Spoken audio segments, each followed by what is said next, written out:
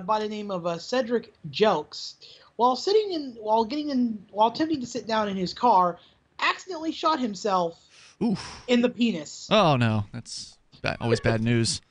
Yeah. Okay. Yeah. The thing is about the. Well, before I get further story, I wish I could say the D word instead of penis. Yeah, people don't like that one, so our radio station's probably. I wish I could because it's unless you're talking about somebody whose name is Richard, but he didn't shoot a man named Richard. Nope. Yeah, because it would have been funnier that way. Yeah, no, it's just as funny. It's still pretty ridiculous. So go ahead. What about as long as he didn't shoot off his Nixon. Well, okay, so this guy basically, after he accidentally shot himself in his manhood, rushed into the house of a woman and then went into the bathroom where the woman looked at him and found out he had shot himself in the penis. Is this a stranger or somebody that... This is the most interesting part of the story so far. Yeah. Excuse me, could you take a look at this? I mean, I've tried it, but I haven't had a lot of success with it. So you don't know if this was somebody he knew or just some random lady who... I think this was just some random lady. Wow. I think. Okay. So anyway, the woman then took him to the hospital to undergo surgery. Now it doesn't say what the result of his injuries were.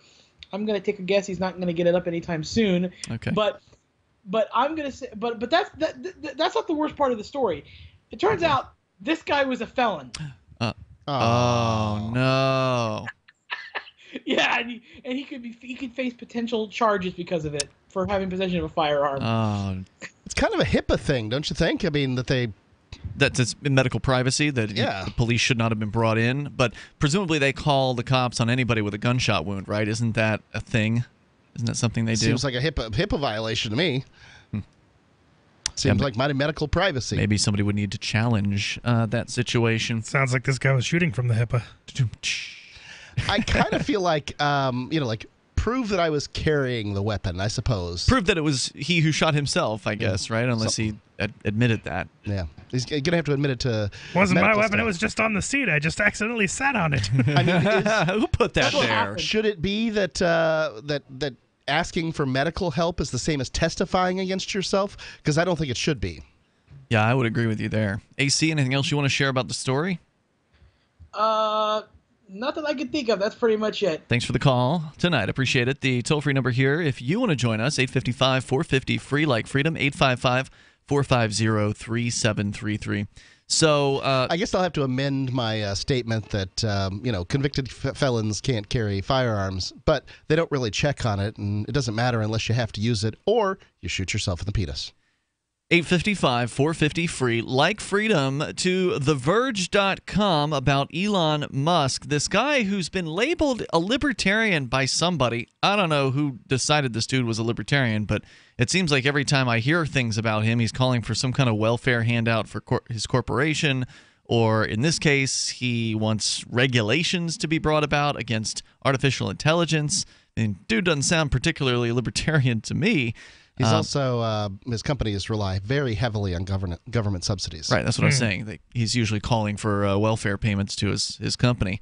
Elon Musk's thoughts on artificial intelligence are pretty well known at this point. He's famously compared work on AI to, quote, summoning the demon, unquote, even though, isn't there an auto drive mode in the Tesla? Yes. Yeah, so I guess he's okay with summoning the demon, but he wants the government to come in and keep everything in check. He's warned time and time again that technology poses as an existential risk to humanity. At a gathering of U.S. governors this weekend, he repeated these sentiments, but also stressed something that he says is even more important, that governments need to start regulating AI now. He told attendees at the National Governors Association summer meeting this last weekend, quote, I have exposure to very cutting-edge AI, and I think people should really be concerned about it. I keep sounding the alarm bell, but until people see robots going down the street killing people, they don't know how to react because it seems so ethereal. No. I know the last time I saw robots going down the street killing people. Oh, wait, that doesn't happen. What is he talking about? No, he's saying that people aren't Until people see this thing. Yeah. I know because I know how people behave when they see robots going down the street, killing people going down the street. What is he talking about? No, what he's saying here is... I know what he's saying, but what he's saying is ridiculous because he's basically saying a hypothetical scenario that doesn't happen. Like, until this happens. No, he's saying in the future, this is what's going to wake people up. He's saying he's trying to let people know the dangers of AI, but they're not listening to him. They don't care because robots aren't killing us in the streets. That's what he's saying here. Yeah, but I mean, are there other things that could wake people up? I mean, I'm just saying, like, he's putting this hypothetical thing together that's ridiculous. The solution, he says, is regulation. Quote, AI is a rare case, said Musk, where we need to be proactive about regulation instead of reactive. Really, what we need to do is we need to have legislation in place that will make sure that Tesla and other companies like mine are the only ones that can possibly have any impact on the market. When you hear a successful businessman, especially a successful billionaire businessman, asking for regulation, all your alarms and whistles should be going off. That's a great point. This is it. They're asking to be made more wealthy. I agree. We should have legislation against AI, especially if it has anything to do with tunnel boring machines. Into like mountains or whatever? This is a Matrix reference. But Matrix really isn't the problem. I mean, we've got it's not a Matrix reference. It's an Elon Musk reference. He's got the tunnel boring for the I was thinking Total Recall. Yeah, the Hyperloop. No, he's currently digging all these tunnels. It's pretty clear that Skynet's the problem. Okay. Not yet. That's still to come. How do you know? That's what the movies say. Actually, no. That's the Judgment Day happened 1997 or whatever. Yeah, right? Significantly in the past. All right, then never mind. Didn't they change the timeline in the most recent movie? Yeah, I think they changed the timeline, but I think it was like 2014. Maybe. Like it's still in the past. So I like the new movie, by the way, the new Terminator. Did you see it? Not Salvation. That was awful. No, not that one. That one was okay, but no, the new one, Genesis. Terminator. Yeah, Genesis was good. I like that. Genesis was good, but the one with Christian Bale needs to be disavowed and destroyed. It's terrible. So I think you're right here, Mark. People do need to perk up when they hear these business people calling for regulation, and he's the one he wants to be on the inside track of this. He's already talking to the governors of the various different states in the United States about this. And, of course, there's plenty of fear-mongering here. He says, by the time we're reactive in AI regulation, it's too late. He added that what he sees as the current model of regulation, in which governments step in only after, quote, a whole bunch of bad things happen, unquote, is inadequate for AI because the technology represents, quote, a fundamental risk to the existence of civilization. Now, you've got him making these statements. You've got, didn't Stephen Hawking come out recently and say something similar about AI and how it could destroy us all? Yeah, Stephen Hawking's on the same boat. Yeah, so we're hearing a lot of these. Two really intelligent guys, right? Right, and people are going to take their word for it. They're going to, buy into this.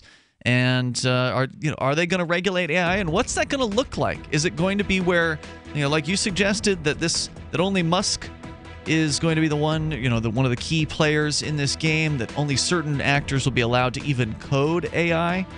And are we talking about now a government code regulatory structure that previously has not existed? There's no government agency that you have to submit your code to for your programming to get approval. Is that what they're talking about here? There's more coming up. It's Free Talk Live. Don't do what I did and run out. If it's working, don't quit. Why would you stop? Why undo all the good that's been accomplished? You've got to feed them right for life. Dynovite is nutrition. If I ever took Roy off of Dynovite... No. When I get to about 3/4, when I get down to the bottom of my box of Dynovite, oh no, I've got a couple more scoops. It's time to place my order. Dynovite.com. DINOVITE.com. 859-428-1000. Order a 90-day supply of Dynovite for your dog this week. We'll send you a bottle of NomoFlea free. NomoFlea flea spray kills fleas safely with no poison. Because it's a polypeptide protein molecule made from vegetable oil. Try NomoFlea. Free this week at Dynovite.com. Just feed your dog right. Use Dynovite. Dynovite for life. 859-428-1000. 859-428-1000. DINOVITE.com. Heart disease is on the rise. Clogged arteries, high blood pressure, and high cholesterol levels may not be fully detected by you, but the symptoms are there. Loss of energy, blood sugar spikes and drops, poor circulation, and irregular heartbeat are just a few of these that can alert you that something is wrong. Hear how Heart and Body Extract is making a difference in thousands of people's lives across America. My blood pressure has normalized. My diabetes has totally improved. Everyone is telling me now how much healthier I look, and I'm telling everyone how much healthier I feel. I recommend Heart and Body Extract to everyone. Anybody over 40 in the North American continent should be using this product as a preventative to keep their cardiovascular system healthy. Order your 2-month supply today by calling 866-295-5305. That's 866-295-5305. Or order online, hbextract.com. Heart and Body Extract, 866-295-5305. Hello, Bad Slave. Uh-oh, we got a bad connection. Let me call you right back. Because we are smothering in spam, please do not reply to all when you can instead reply. I was recently among over 100 invited to a corporate reunion. It's always a warm affair, and that's the problem. Enthusiasm for our upcoming get-together caused many recipients to RSVP the organizer with a cheery reply to all. I can't wait. Then others piled on with a reply to all to that. Then the "I'm out of my office now" autoresponders joined in. So I replied to all, asking that we all reply only to the organizer. Hey, at least I tried. One invitee, apparently retired, shot back, "Point taken, but I really like seeing the responses since they're so positive." Smiley face. This better be an open bar. From survivalspeech.com, I'm Holland Cook.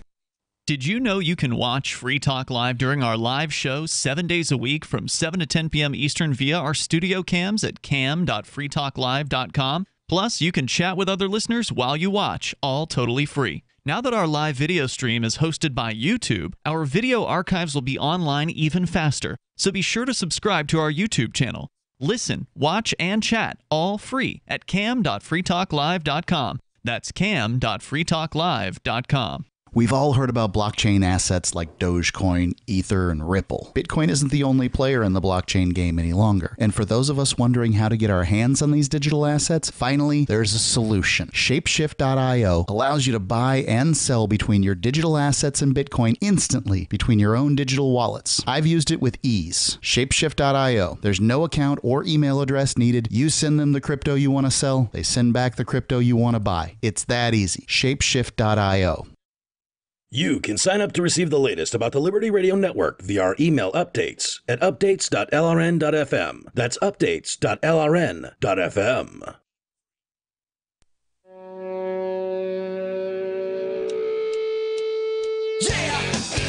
It's Free Talk Live. Dial on in here and join us on the radio waves. Our toll-free number for you is 855-450-FREE, like freedom.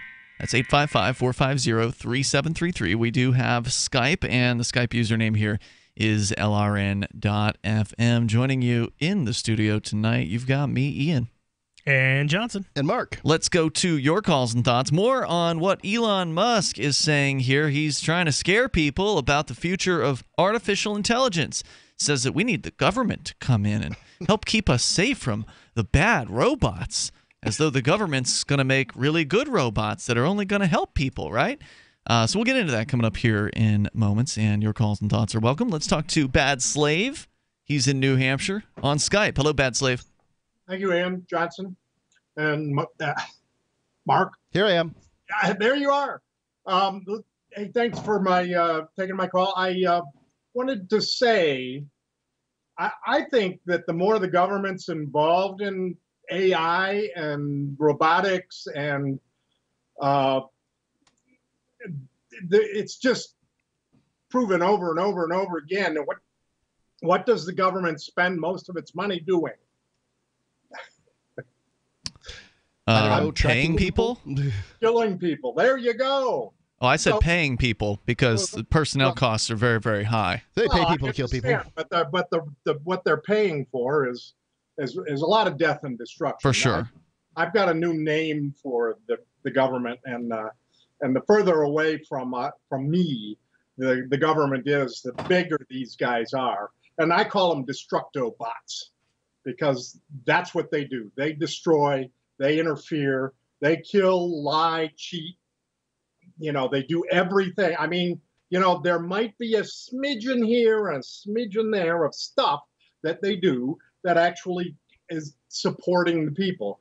But the vast majority of their activity and the vast majority of the money spent and the vast majority of any activity they engage in is more and more likely to be, like I say, destructo bots. Mm-hmm. And so this is appropriate for this particular thing about AI. So you're saying they're already robotic enough. The bureaucrats, they can act very inhumane towards other human beings. They can act very automaton-like when they're enforcing their arbitrary rules. I mean, I've seen it, man, where government agents who, they have like families and they have feelings, presumably, but there's just some places, sometimes where this sort of wiped look goes on their face and they are just robotically enforcing whatever the statutes say. And it's like they've taken any kind of humanity out of the task, trying to disconnect themselves from whatever it is, this inhumane thing, whatever item they might be doing at the moment, whether it's being a bitch at the DMV or just being a robotic cop enforcing marijuana laws or whatever. I've seen it. Certainly, when you look at law enforcement and military, you're talking. I think you can make this argument, but the number one cost of government in the U.S., which I would think would be the government that you would make this argument about, because many of the Western European countries, it's not really this way. But the number one cost is Social Security. Number two cost is Medicare. I don't think most people look at those costs as destructo bots. Well, they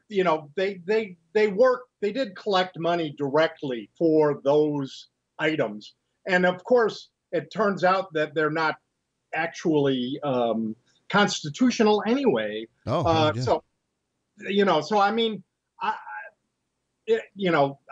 still call it a smidgen because I'm collecting Social Security. I paid out on that. Oh yeah, I don't have a problem with that. I'm trying to punch the holes in the argument that you're making. But also that was coerced. I mean, when you start with coercion and your taxation and all of that, you're already dirty. Yeah, sure. You're already dirty. So I mean, AI coming along and we want Musk to freaking regulate that? What the heck is that guy thinking? Oh, I bet he'd be happy to serve on the board of regulators. Yeah, didn't he just join and then rage quit one of Trump's committees? Really? Yeah, I think so. I don't know.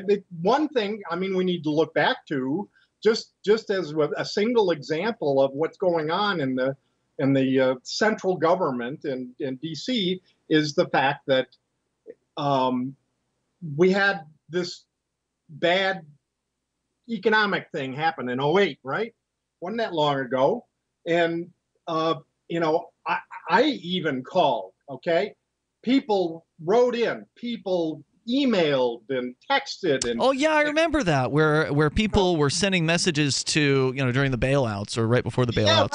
Yeah, right. They were sending messages overwhelmingly to Congress members saying, hey, don't do this. Don't do this bailout. 90 to 95% of all the messages were, don't friggin' bail. Didn't work. Fell on deaf ears. They don't care. We didn't even go on to say, well, they ought to be in jail. They ought to be being prosecuted. But none of that happened. Yeah, and no. they just up the debt some more. And this business of what's going on in Washington D.C. I get sick. I get a sick spiritual feeling whenever I'm anywhere near that. And it's a soul-wrenching career. We talked about it before, where not only have I seen people just being vacant as they are sort of vacant of their humanity as they are working in these government jobs, but you also see them sort of waste away over the years as well. And Bad Slave, thanks for the call. The toll-free number here tonight is 855-450-FREE. Like freedom, that's 855-450-3733. I feel sorry for the young, fresh-faced bureaucrats who are just coming into the court system or whatever, and you see. I remember seeing like a 20-something young lady getting in there, and I just knew that she was going to be an old grizzled hag, like hunched back and overweight at some point in her life, and it's just like the government just takes it out of you. Well, one of the things that it really does is it offers these compensation plans, not the money as much as the insurance, the dental, and the optical, and all that stuff.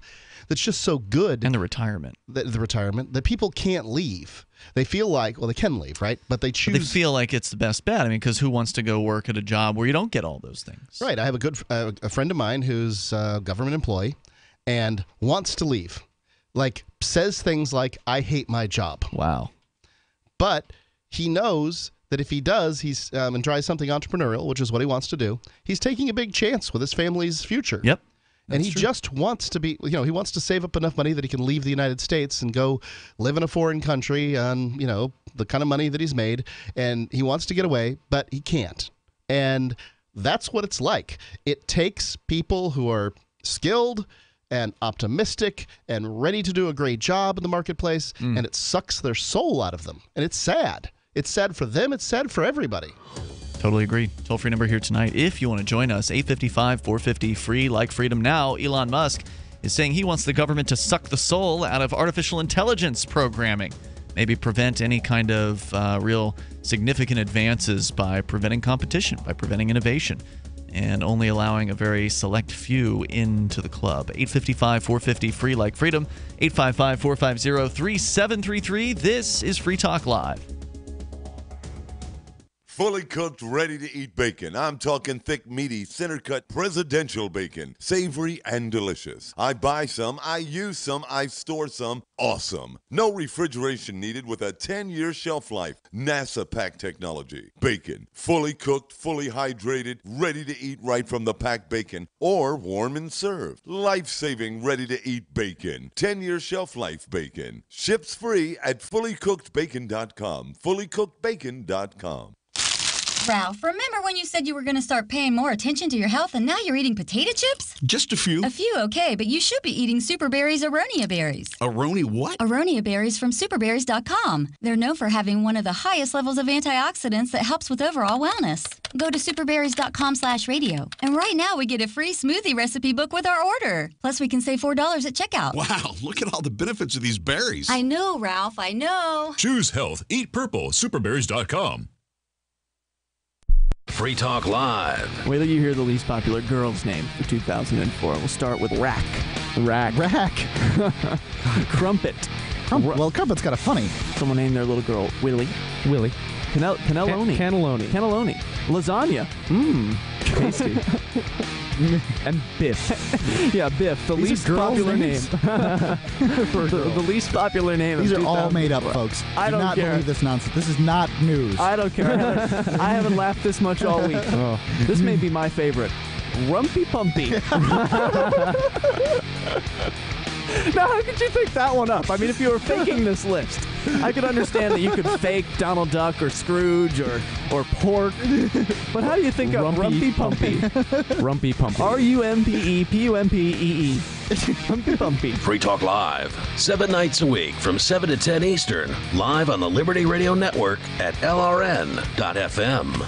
There's no better app for tracking the value of cryptocurrencies than CoinCap. I've had a lot of apps for tracking Bitcoin, but none that's ever been able to track 500 digital assets at once. Their best feature is the Altfolio. I love this thing. You enter how many Bitcoins, Ether, Dash, Doge, or whatever else you have, and it tells you how much your crypto is worth. You can watch yourself get rich. If you have crypto, go right now to coincap.io, or you can use the Apple Store or Google Play to get the app. I love CoinCap. CoinCap.io. For years, LRN.FM has had a listen line that you can call and listen to LRN.FM anytime. Now we're taking the idea to a new level with the LRN.FM audio on demand line. You can call 641-793-9660 anytime and listen to LRN.FM's live feed, and you can listen to a bunch of our original shows on demand. Long distance fees may apply. Just dial 641-793-9660 and choose from the menu 641-793-9660. Is spreading the message of liberty, cryptocurrency, and peace around the globe worth $2 per month to you?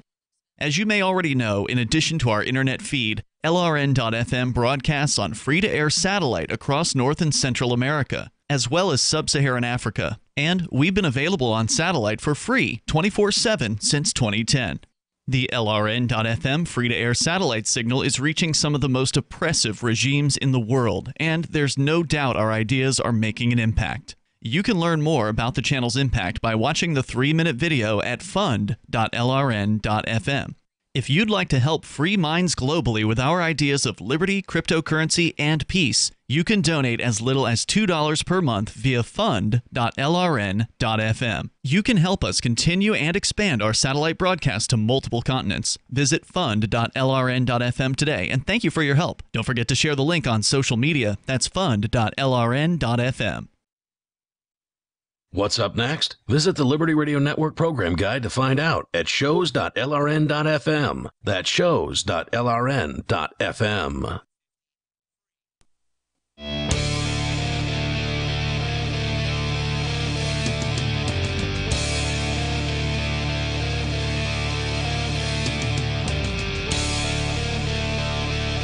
This is Free Talk Live, and you can bring up whatever's on your mind. We're talking about the future of artificial intelligence, where certain high-profile technology people like Elon Musk from Tesla Motors and also Stephen Hawking have been coming out and telling all kinds of scary stories about artificial intelligence. Now, Elon Musk speaking to a government panel, not panel, but a convention of governors of the United States, and telling them that they need to get around to doing some regulating. And he says, you got to do it fast. We're going to tell you more about that coming up here in moments. It's a terrible idea, but a good idea is to check out Bitcoin.com. Bitcoin.com, the most unique online destination in the Bitcoin universe. Whether you're interested in learning about the basics of Bitcoin, buying Bitcoin, playing games with your Bitcoin, interacting with other Bitcoiners on their forum, which is always open and censorship-free. They've also got a news section, which keeps you up to date on the latest in the Bitcoin world. Check it all out over at Bitcoin.com. It's a one-stop shop for everything you need to get into Bitcoin life. Don't forget mining. Oh, yeah, that's right. The mining pool thing. Pool.bitcoin.com. Yep. We ought to talk some more about that one of these days, because it's a pretty cool thing that they've got going on over there. I've been doing it for a couple of months now. For people that want to get into mining. So toll-free number here, if you want to join us, is 855-450-FREE, like freedom. That's 855-450-3733. So from TheVerge.com, back to the story here, Elon Musk telling the National Governors Association summer meeting that he believes that people should be concerned about AI. But it seems as though they're not, because murderous robots aren't tromping through the streets, destroying life, so therefore people aren't taking his warnings seriously. A CPU is a neural net processor. Living tissue of a metal endoskeleton. He added that what he sees as the current model of government regulation, where they only step in after a bunch of bad things happen, is bad here because it represents, that is, AI represents, quote, a fundamental risk to the existence of civilization, which, is he really trying to convince me that AI is a more fundamental risk to the existence of civilization than governments? Because it would seem to me that governments billionaires are the biggest fundamental risk. Well, not every billionaire wants to, control the state, do they? Not every billionaire. I don't know. I think shooting along a tube at 300 miles an hour and running into the wall might be a risk to someone's life. That's his thing. That's his new thing. A hyperloop. Yeah. Can you find me a billionaire? I think he wants to do it like at 1,000 miles an hour, but yeah. Can you find me a billionaire that doesn't want to control the state? I'm sure there's some billionaires that, leave other people alone, Mark, and just kind of every once in a while, or like all the time, invest their money in stuff and don't really worry. What in the world do they need to invest their money for? That's how they make money. No. Mark. Once you have $1 billion, Ian, then you're trying to make the world a better place. And if you're a billionaire and a statist, I'm just trying to find one that's not. If you're a billionaire and a statist, you're going to use what? The easiest method to make the world a better place you've been taught all your life is this method. You're going to control the state. It seems like a cynical viewpoint about rich people, Mark, and I'm not sure why you've picked it up. A cynical view about rich people? No, it's a look at human nature.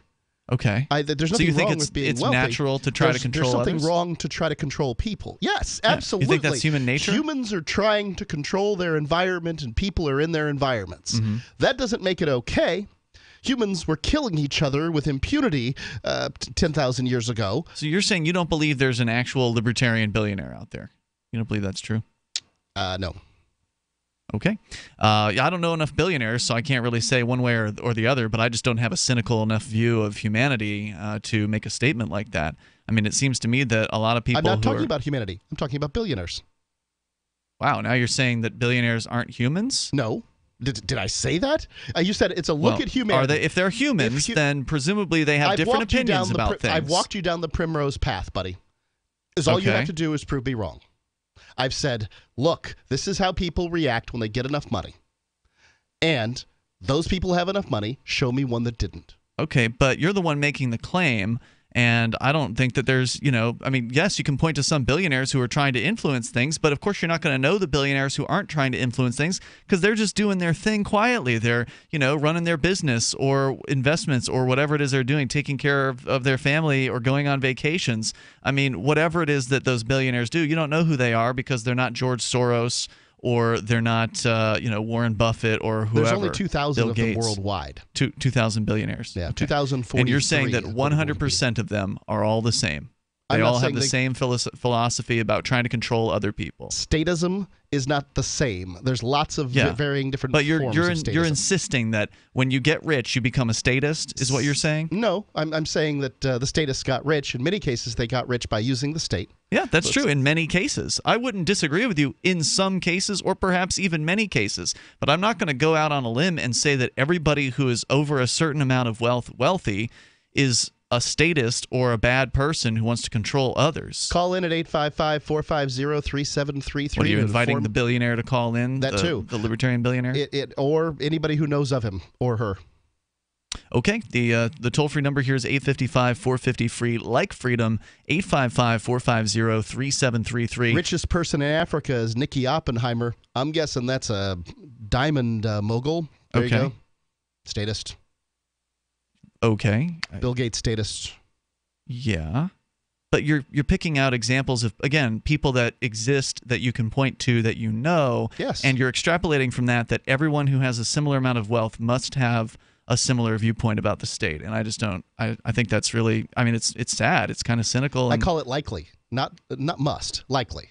Oh, you had said 100% of them. No. You said 100%, my friend. You just said it. Oh, okay. I'm sorry. I thought that's what you were trying to communicate here. It sounded like you were saying that about all billionaires. I'd be willing to bet you $1,000 what did it sound like to you, right Johnson? now What did it sound like he was saying? There is not a voluntarist billionaire. It's certainly possible. I just said libertarian, but it's certainly possible that I misunderstood what he was saying. Did I misunderstand what he was saying? Because it sounded like every billionaire. He's making this bet, so you are saying it's every one of them. You're willing to put money behind you. Okay. So now you're changing back to it's every billionaire. I'm willing to bet because the likelihood of somebody being a voluntarist is so slim, and the likelihood of someone rising to the economic level. Well, I didn't say they had to be a voluntarist. I just said they're leaving people alone. Well, what does that mean exactly? You said that they're trying to control the state for their own purposes, basically. And I'm saying there are probably some billionaires who don't want to be involved in the state, who don't want the state to, do their bidding. It seems unlikely that they would attain that level of wealth without, in most situations, because there's such a heavy involvement with the state at that level of monetary gain and involvement. Because there's so many regulations on business, there's so many regulations on money itself that it seems like it would be very, very difficult to obtain that extreme level of wealth without, I think it's possible to become rich. I mean, if you were a teenager 10 years ago and you put your allowance into Bitcoin at the right time, you could be a billionaire. I don't. Yeah, it seems. I bet you could. You wouldn't have been able to sell that Bitcoin for sure. Satoshi Nakamoto might be your out. Oh, yeah, there you go. Bet. I love it when he answers his own questions. Let's go to, I think we got Patrick on the line. Yeah, Patrick in Bullhead City, Arizona, listening to K-Talks. Hey, Patrick. Hey, guys. Hey. First of all, I love your conversation today. I wish things were more simpler where all we had to deal with is a CB and a 69 GTO. Did you say a CB, like a CB radio? Heck yeah. Don't you own one? I do own a CB radio, as a matter of fact, as I'm a radio geek. I do as well. Yeah. But anyway. I'll tell you, people don't realize that, in a survival situation, those are the things you're going to basically be able to communicate with. Breaker 19, we got ourselves a seat cover going northbound.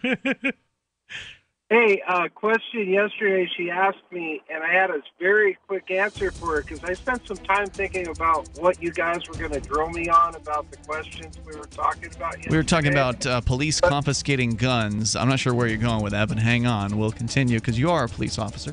Got a granny in the hammer lane. Or granny in the travel lane. I'm trying to put the hammer down. Come on now. We're coming back with more. You can join us here. It's a convoy on the radio, 855-450-FREE, 855-450-3733, and you can take control of the airwaves here. It's Free Talk Live. Do you want to help build a better financial system for everyone? Join Dash. Dash is Digital Cash, a digital money platform designed to replace cash and help people manage their own wealth. It's fast and easy, fees are low, and transactions are confirmed instantly. Dash is decentralized, run by users who earn rewards for helping run the network and make governance decisions. Dash is set up to succeed where other platforms have failed. Give it a try at Dash.org. Help people take control over their financial future today. Find out more at Dash.org. Imagine, if you will, a virtual world, a symbiotic economy with its own currency, where you can barter your services with others. Symbi.com is a marketplace of real people exchanging skills and services, from web developers, marketers, video production specialists, and teachers of all sorts, to gaming consulting or fitness coaching. Symbi.com is a vast world of people trading freely. Take my word for it, it's an adventure you can't afford to miss. Simbi.com. It's about time something new came along for better selling and buying online. And I found it. What now, Marge? It's buysellmakeoffer.com. Never heard of it. It's a brand new company. That's why you've never heard of it. It's the newest and best way to sell any products online. I did all the research. Sell my car? Yes. Our home? Yep. My golf bag? Your golf clubs. All of them. How about your purse collection hoard? Hey, now. You said any product. Right. I did. We get 30 days free. And membership is only $9.95. Yep. And buysellmakeoffer.com will never charge item fees, ever. Never. And this is cool. Listen to this. You can even use Skype or video to show your items. That's cool. Yes. All we have to do is go to the website, sign up, and then load our stuff to sell. I love this site. Buysellmakeoffer.com. Buysellmakeoffer.com. You got it? Buysellmakeoffer.com. Buysellmakeoffer.com. Better selling, better buying. Hi, I'm Derek J. I don't want a politician to represent me. To me, government is the idea that one group of people can coerce everyone to comply with an edict or face increasing punishments up to and including death. Despite perhaps the most noble of intentions, the best government services are a far cry from what could be provided for by voluntary interactions. Besides, the people who call themselves the government wage wars and put peaceful people in jail for crimes involving no victims. If Starbucks used some of its money to drop bombs, I wouldn't shop there.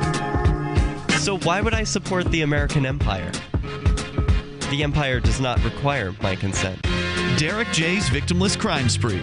Watch it for free and order the Director's Cut DVD at victimlesscrimespree.com. That's victimlesscrimespree.com. The three most important things you can do for Free Talk Live are: 1, share one episode a week on Facebook or in some other social networking site. 2, buy the things you buy online through shop.freetalklive.com. 3, give $5 a month to the AMP program. You likely buy all kinds of things online. Amazon is the largest online retailer. You can get what you need at the same prices with free Super Saver shipping by going to shop.freetalklive.com. Please do your online shopping at shop.freetalklive.com. When you hear the word lobbyist, you probably think about greedy corporations, but not all lobbyists are the same. Some are fighting for the freedoms you hold dear. Liberty Lobby LLC is doing just that in New Hampshire, working hard to represent you, not some special interest group. You can help by going to libertylobby.info, where your contribution will give us the tools we need to ensure that your voice is heard. Visit libertylobby.info today to find out more. If you enjoy LRN.FM, please contribute to your favorite shows via their websites and become an amplifier at amp.lrn.fm. That's amp.lrn.fm.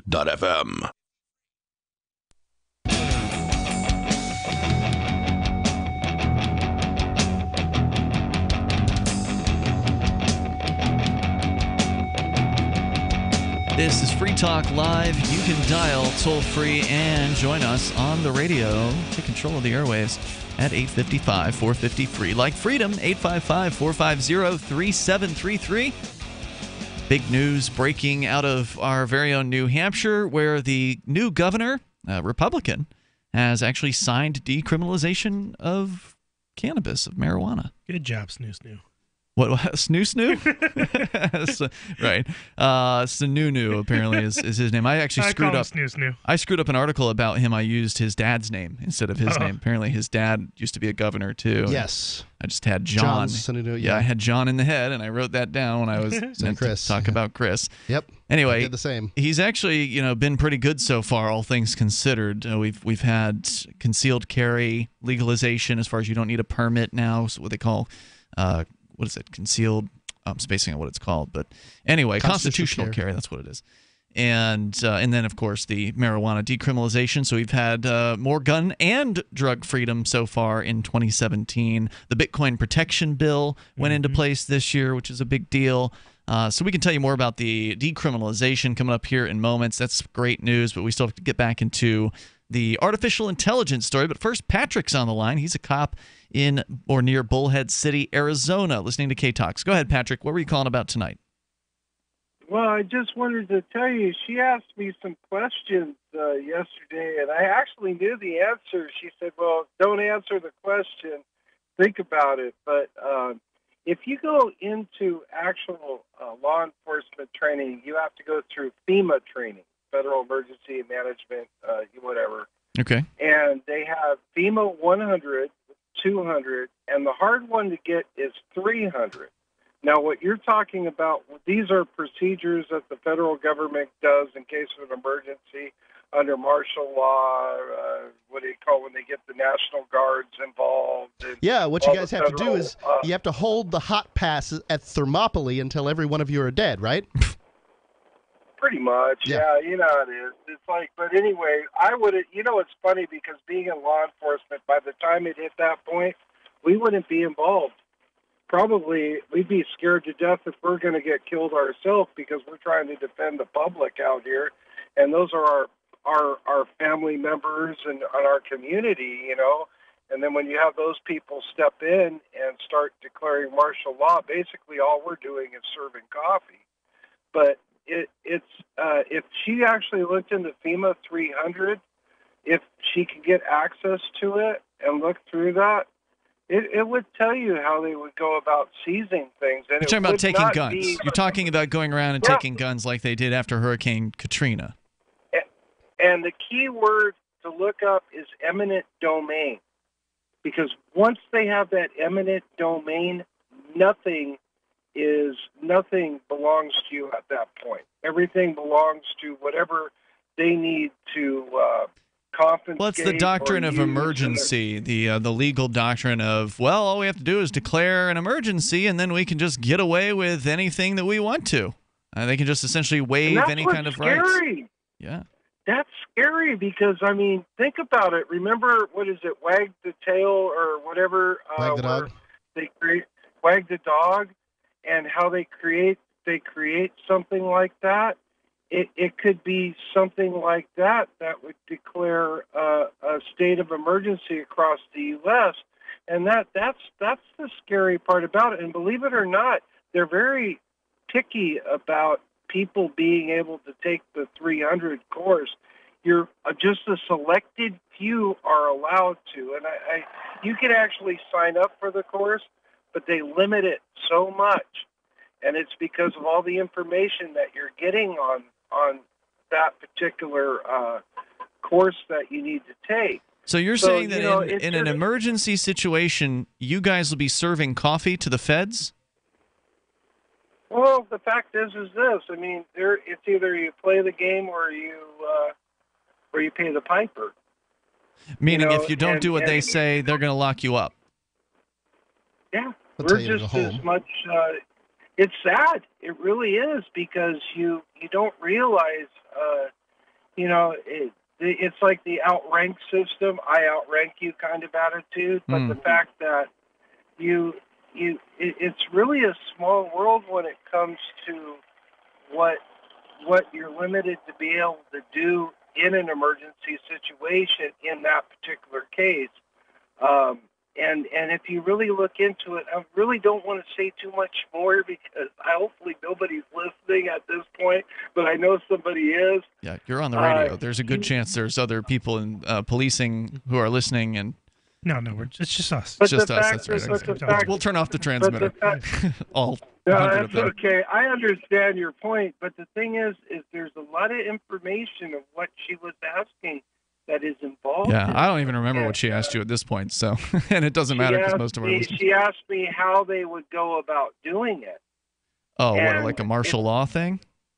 Oh yeah, that's right. I remember her question. Yeah, she had asked you if you thought that if you thought they would just like repeal the Constitution and just roll in with martial law, or they would like make a bunch of excuses first, or something like that. I forget exactly. But see, they couldn't do the excuses because people are too. I think people are too smart for that. And I mean, you think about it. They just go right on out in the open with machine guns. What these globalists will do is they'll poison the water first. Well, okay. It was funny. We had a situation where we had a fire out here, and it was quite a scare in the area. Right, there were people walking out with AR-15s out at the local shopping centers over a fire. While they were shopping over a fire. Like, were they expecting looters? Is that the idea? Well, they were going to shoot the fire. I don't know, or they were trying to. Heck, I wasn't going to confront them. Heck, hey, that's a nice gun. Have a nice day. I don't blame you for that.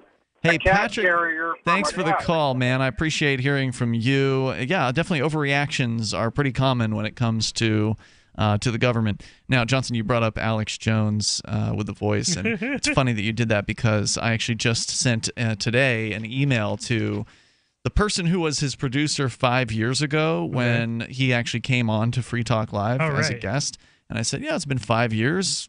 Let's have Alex back, kind of catch up with him. It was actually Vincent's idea, and I thought it'd be a pretty good one because a lot's changed for Alex Jones in the last year, with the whole Trump thing and, kind of getting on the bandwagon with all that. And I think it would be interesting to kind of, question him about some of those things. Also, I want to ask him what his favorite video is of him. Like, all those hilarious internet videos, he's seen some of them, right? Oh, where people take him and make songs out of it or make just ridiculous, edited, hilarious videos. And I'm just curious, which one does he like the best? By the way, I found it. Go ahead. What is that? What is the one where they're putting something in the water to turn the frogs gay? Yep, that's right. That's one of them. I can't remember what it is. There's the DMT one, which is another fun one. Which the one where the Capri Sun juice boxes are turning the kids in transvestites or something? I remember that. Yeah. And then there's the one from last year where he wipes his face. The person. Yeah, the person who edited the video either put in inserted a sound effect or really boosted the actual sound to where it was super loud. And he does it a couple times in the video, and just his behavior is just so hilarious.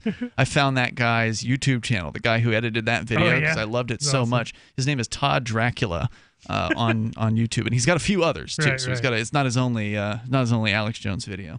So maybe we'll get Alex Jones back on the show. I'm working on it now. Of course, now that I've mentioned it on the air, it probably won't happen. But he's always been pretty cool about that. He came on here and we went on his show and talked about immigration, for instance. So I'm sure his viewpoint's probably about the same. Just so I can say, hello, friend. That would be hilarious to have you talking to him like that. And he seems to have a good sense of humor. Yeah.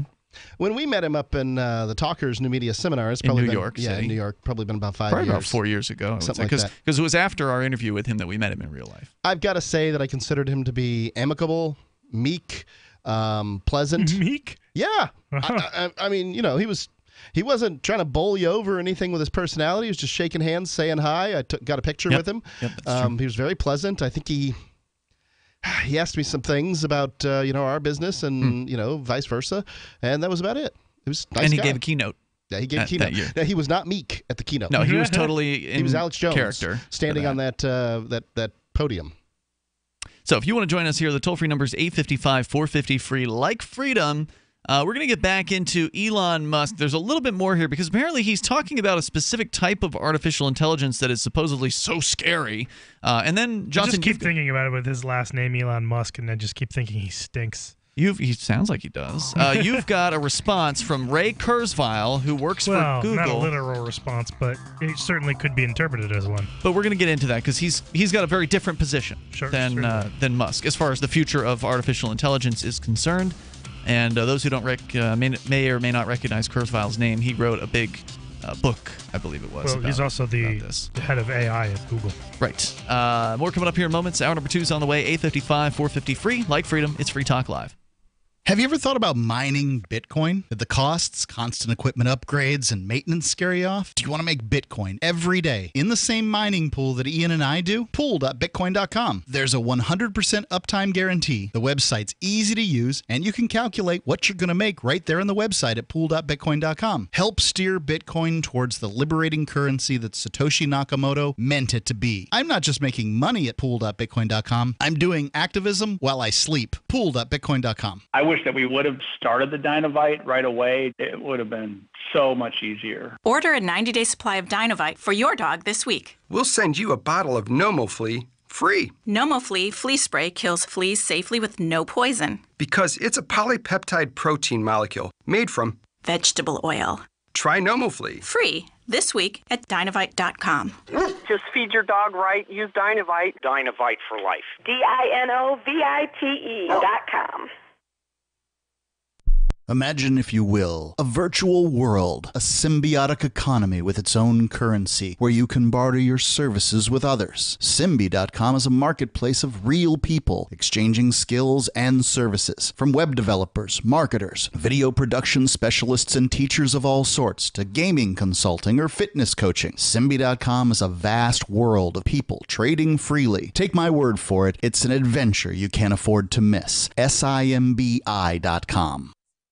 If you want to know the latest about Free Talk Live before we go on the air, all you need to decide is how you want it delivered. It's your choice. Visit news.freetalklive.com. You can get emailed announcements and participate in contests via our email updates list. Plus, we have a Twitter account that you can follow and a Facebook page where you can become a fan. So visit news.freetalklive.com to get news about Free Talk Live as soon as it's announced and the way you want it delivered at news.freetalklive.com. That's news.freetalklive.com. You're listening to the live edition of Free Talk Live. Hour number 2 is next after the news here on the Liberty Radio Network at LRN.FM. From Keenan, the Shire, the Liberty Media capital of the world, this is Daryl W. Perry, host of FPP Radio News for Tuesday, July 18th, 2017. Silver is trading at $16.20 per ounce. Gold is valued at $1,240 per ounce. Bitcoin is trading at 3.7 cents, and the average price of Bitcoin is $2,301.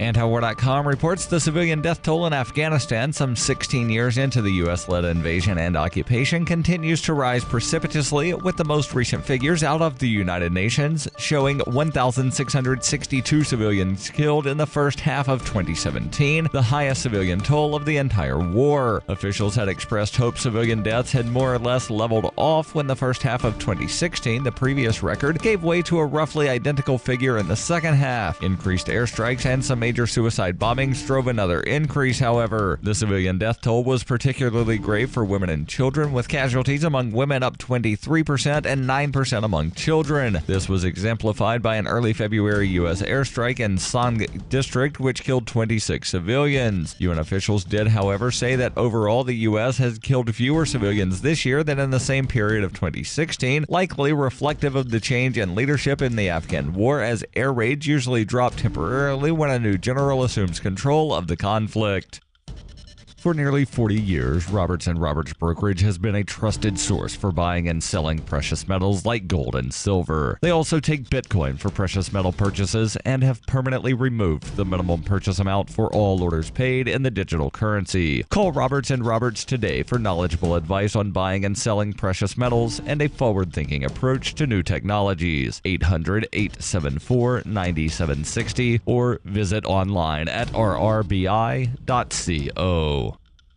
UPI reports a California police officer who accidentally shot his former partner in the stomach will be charged for involuntary manslaughter, according to officials. Fresno County Detective Jared Mullis fatally shot Sergeant Rod Lucas in October. Prosecutors said Mullis accidentally fired his gun and fatally struck Lucas in the chest. The Fresno Bee reported Fresno County District Attorney Lisa Smithcamp said Mullis did unlawfully kill Lucas without malice, but in commission of a lawful act which might produce death without due caution and circumspection. Roger Wilson, a lawyer for Mullis, said his client looked up to Lucas like a big brother. Wilson said, "My client is really torn up about it emotionally. He loved Rod and Rod loved him. I know Rod's family has reached out to him, but he was given direction by the sheriff's office and by me not to talk to anyone about it." Wilson told local media that Mullis plans to contest the charges. According to KMPH, there were 4 people in the room at the time of the incident. The detectives were discussing the equipment when Mullis's gun fired and struck Lucas. Fresno Sheriff Margaret Mims described the incident as a tragic accident. Mims said, "There is no indication that there was anything intentional with this act. It's very unfortunate, very sad. We're still extremely upset and sad that we lost Sergeant Lucas as a result of this, but our investigation does show that the weapon was not in the hands of Sergeant Lucas, but the other deputy." Lucas had been with the Fresno County Sheriff's Office for more than 20 years. He was a father of 4 and had 1 grandchild.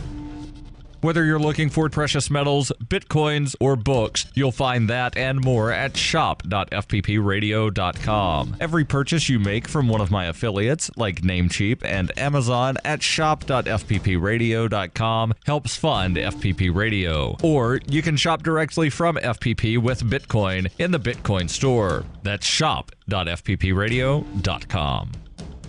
Reuters reports the Transportation Security Administration said on Monday it was lifting a ban on passengers on Saudi Arabian Airlines carrying large electronic devices like laptops on U.S.-bound flights, the last carrier under such restrictions. In March, U.S. officials imposed restrictions on passengers carrying laptops and other large electronic gear in cabins on 9 airlines, most of which were Middle Eastern carriers, to address the potential threats of hidden explosives. Last month, U.S. officials announced new security requirements for all airlines rather than the expansion of the laptop ban, and have been dropping the restrictions from airlines as they boosted security. On Thursday, the Department of Homeland Security issued a revised directive to airlines around the world in response to requests that it clarify aviation security measures scheduled to begin taking effect later in the week. An airline official briefed on the matter said the directive gave airlines more flexibility and additional time to obtain explosive trace detection equipment. DHS has said it could impose new restrictions on laptops if airlines did not make security upgrades.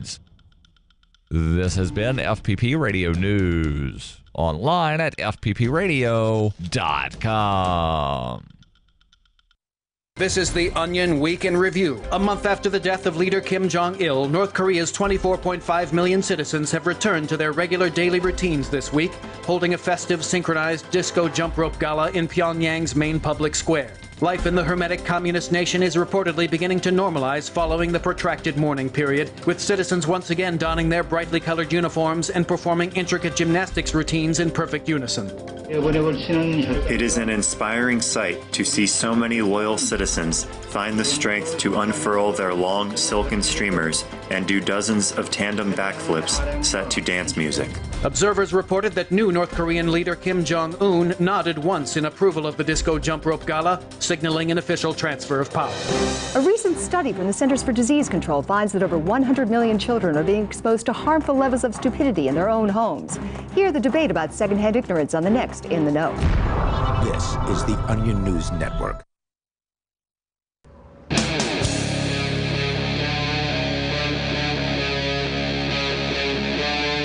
Free Talk Live.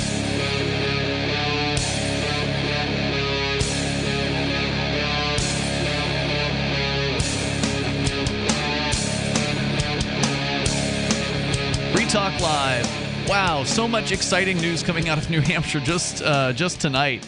We just found out moments ago that our former co-host, Derek J. Freeman, and his boyfriend, Steven, have opened up a Bitcoin store. They claim that is the first Bitcoin-only store, I believe. I'm not sure if they're claiming that that's true in the whole world or the country. Or, I imagine it is the only store that accepts only Bitcoin and cryptocurrencies. Right. They will take other cryptocurrencies as well at what they are calling the Free State Bitcoin Shop with the 2 P's and the E. So it's a fancy Shoppy shop. Yeah, shoppy shop. So congratulations to those guys. That sounds like a really exciting outreach tool to connect people in the community with Bitcoin. I got to say, I'm impressed. That's pretty awesome. So that's happening. I'm excited. Cannabis decriminalization just got signed here in New Hampshire. We have been talking about artificial intelligence with you in the studio tonight, by the way. It's Ian. Oops, sorry, Johnson. Try that again. And Johnson. And Mark. That sounded better. Let's talk to Michael. He is calling from somewhere, and he's on Skype. Hello, Michael. Hey, guys. I'm in Cleveland, by the way. Hey there. I don't think you ever asked me where I'm calling from. I'm on the show. But well, anyway. sometimes I, screen a call. Sometimes I don't because it's hard to find good help. Often we'll just say on Skype. But if you'd had said you were from Cleveland, we would have just apologized. Go ahead. It's not too terribly bad up here yet. It's been a year, but that's this another year. point. I wanted to call about Bitcoin. I know you guys have been talking about it the past few days, and I had heard about Bitcoin for years, didn't really know much about it, understand it, nor care. But once this whole idea of upgrading the network and using the SegWit and having this, old version of Bitcoin and some of these, diehard old school ones trying to hold on, that's when I started getting really interested in it. And was hoping to talk a little bit more and learn from you guys a little bit more about some of the more practical uses of it. But I noticed you mentioned pool mining or mine pooling or however that concept works. Bitcoin mining via mining pools. Yes. Yeah. What's the deal with that, and what's been your experience with it? So I've done altcoin mining personally in this studio just to try it out, just to kind of see what it's like. Was it necessarily Bitcoin you were doing, or just no? altcoin? I did altcoins because you have to have fancy equipment to do Bitcoin mining. The business is so competitive due to the difficulty of Bitcoin having risen so much over the years as far as the mining aspect is concerned. Basically, the more it is mined, the more difficult the process, or the more miners jump in, the more difficult the process is, as I understand it. And so you have to have very specialized hardware. Whereas with some of the altcoins, you can just mine with your CPU, with your laptop or your right. regular I've seen computer. some people using Raspberry Pis. Yeah, sure. Things like that. So anyway, Bitcoin, you really can't get into it on your own because by yourself. So if you have some fancy equipment and you want to do some mining, you can join into mining pools like the one they're running over at bitcoin.com at pool.bitcoin.com.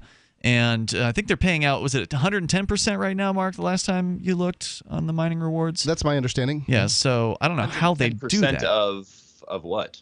Of the mining rewards. So when you're mining Bitcoin, every certain amount of time, a block is mined into existence. And if it's your mining pool that mines that block, then you get rewarded based on the amount of hash rate that you contributed to helping find that. So and as when you guys are talking about, or when anybody's talking about the Bitcore or the Bitcoin core group versus the other group or whatever, are these groups that you're talking about really just the miners talking on forums on Reddit and things like that? No, yes, no. I mean, the Bitcoin Core people are mostly the programmers and the people who support them. We don't know how many miners they have behind that particular group. For listeners that are maybe new to the concepts here, we are talking about Bitcoin, the cryptocurrency, the world's first decentralized cryptocurrency, and there's this sort of Bitcoin geek war going on where a couple of different sides, those who support larger block sizes, which is another technical improvement for Bitcoin. I think World War Geek's over. This is kind of like the cleanup when they're trying to get the last Japanese warriors off of the islands. It ain't over till the fat lady sings in this case, Mark, and we are weeks away from that happening. One guy with a bolt-action rifle could conceivably win the war. But when you see something like, I'm right here at coin.dance, and I see SegWit 2 intention signaling at 87.1%. That's the super majority I've got to say that miners. Everything but Little Man and Fat Boy have been dropped on these people. Sure. I would say don't get cocky, however. I mean, you never know what's going to happen around the corner, but it does look as though this SegWit 2x proposal that these miners have agreed to, the supermajority of them, as you say, 87% right now, it does look as though that's going to go forward as planned. Hold 95%, right? No. SegWit 2x is a modification to the original SegWit proposal, which required 95%. What we're talking about here is SegWit, segregated witness. This is computer terms for a way to upgrade the Bitcoin protocols to where it can handle, the network can handle more transactions, because Bitcoin is full. The network's full. They don't have enough room to handle all the demand in the marketplace. So this is one of the proposals to improve it. Increasing the block size to 2 megabytes from 1 megabyte is another proposal. And this SegWit 2x has taken these two proposals and has brought them together. The supporters of both of those proposals brought them together. They got on the same page in late May after arguing for 2 years on the internet about this. Right, and they're going to argue their way to multi-millionaireship while they, the whole way. It's amazing. Well, anyway, there's a group of them who do not support the 2 megabyte blocks, and they are planning on breaking away and forking Bitcoin on August 1st. So that's the current drama. And Mark, you're saying you don't believe anything's going to happen. I hope nothing happens. If something does happen, it's likely not going to be particularly successful for those that break away, but it will be possibly a rocky situation and interesting to watch. Could be. Something I've noticed too, and I think I've learned properly, please correct me if I'm wrong, that this potential soft fork would only be affecting the Bitcoin network. It wouldn't necessarily be affecting Ethereum or Litecoin or anything like that. Yes, correct. So, but Bitcoin is currently the portal into cryptocurrency. Because that's not the one everywhere. That's not true. Most currency exchanges deal to buy into the system. It seems like the financial you have to start off with Bitcoin, and then financial from there, hit that Bitcoin's going to take is going to result in some problems for the other altcoins. It could be, but it'll be interesting. It'll be interesting to see what happens with the altcoin trading on days when Bitcoin trading is not going to happen. Right. Because the one thing I noticed is Dash performed very well when Bitcoin tanked over the last couple of compared days. to Bitcoin. Dash performed. It was on about par with Bitcoin the whole time. Whereas the other altcoins, like they were going, straight to the ground on fire. So yeah, it is going to be interesting to watch. What we're encountering in the next couple of weeks here is a very unprecedented situation with Bitcoin, in that this is really the first time there's been a significant threat of Bitcoin actually forking into more than one coin. And I wrote up a long piece. We actually read it on Sunday night.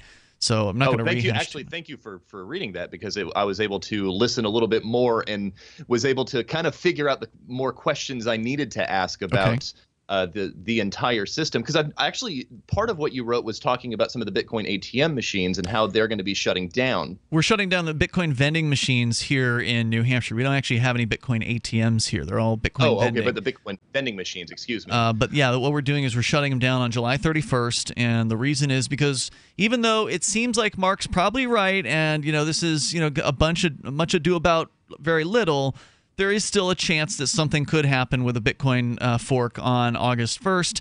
And if that does happen, it will throw the markets into disarray, because there are all these problems that can come up when Bitcoin forks. You don't want to spend Bitcoin. You don't want to receive Bitcoin in the time after a Bitcoin fork. And so just on the chance that something could occur, we are going to go ahead and take the extra step of just shutting the machine down. Or actually, in the case of Manchester in New Hampshire, which is the number one Bitcoin vending machine up in this area, we are going to continue. We're actually going to sell Dash during the time frame where Bitcoin's down. So the machine itself won't be turned off. We'll just be turning off the Bitcoin aspect of it. If you have another question, hang on, Michael. We can continue here in moments because this is a big deal. I mean, it is. If something does happen, it's going to be pretty messy, and we're going to bring you the latest as this situation develops. Because some of the soft fork people that are going to, planning to break away, sound like they're still planning to do that. Will that have any effect? That's the question. It's Free Talk Live. Free Talk Live has partnered with Amazon, the largest internet retailer. Imagine a department store category, and Amazon has it. Books, electronics, office products, furniture, jewelry, automotive, toys, clothing, sporting goods, and dozens of other categories. Now you can shop and support Free Talk Live by entering Amazon through our website. Go to shop.freetalklive.com, and Amazon will send us a portion of your purchase. You're going to do the shopping anyway, so remember to enter through our site at shop.freetalklive.com. That's shop.freetalklive.com. What do you shop for that you could otherwise buy at Amazon? Pretty much everything, right? Amazon has competitive pricing and they deliver, and that's a big plus. If you could plan ahead in your shopping, would you be interested in saving up to 33%? There's a catch. You have to do your shopping in Bitcoin. But imagine those savings. It's like a huge raise. All you have to do is go to saveatpurse.com. We've saved thousands, and you can too. Plan ahead and save. SaveAtPurse.com. BuySellMakeOffer.com is better than ever. I'm Pat Matthews here to tell you that BuySellMakeOffer.com, the revolutionary site for buying and selling anything and everything, just upped the ante. Go right now to BuySellMakeOffer.com and click the Sign Me Up button. When you do, you'll get the first month free, and then it's just $9.95 a month to be a member forever. And you don't need a credit card for the initial setup. Create your own store on the site and sell whatever you want as long as it's legal, however you want, and sell an unlimited number of items. Create your own intro video to describe what your store is all about. Use Skype to see who you're buying from or selling to. Sell unused household items, as well as antiques, cars, televisions, collectibles, real estate. The possibilities are unlimited. Use social networks to promote your store right from our site. Remember, there are never any fees no matter how much you sell. Become a member today. I'm a member. Get all your friends to sign up too. This could become a great business for you. Sell whatever you want for the first 30 days free at BuySellMakeOffer.com.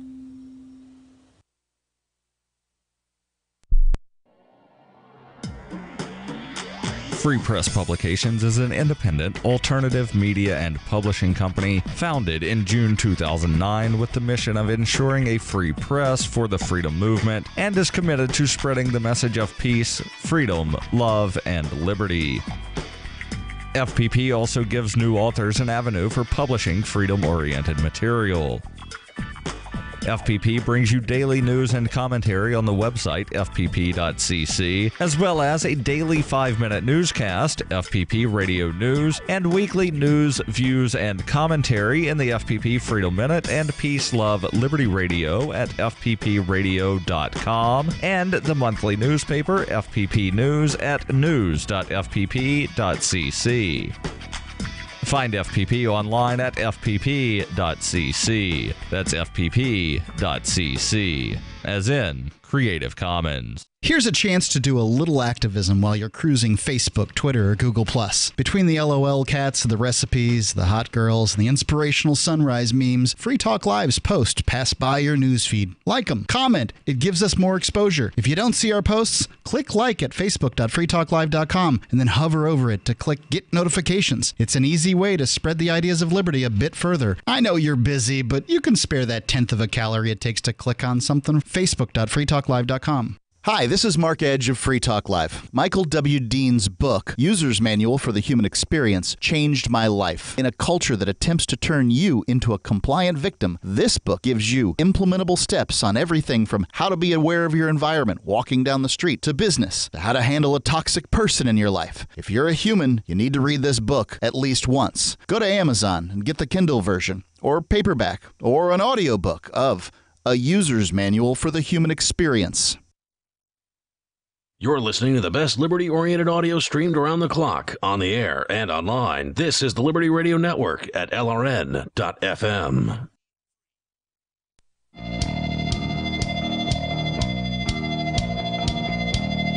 Hey, it is Free Talk Live, and you can join us on the radio. Our toll-free number here is 855-450-FREE. Like freedom, that's 855-450-3733. There's a lot of talk about Bitcoin with the upcoming potential for a Bitcoin fork. Is it a large potential? No, it doesn't really seem that large.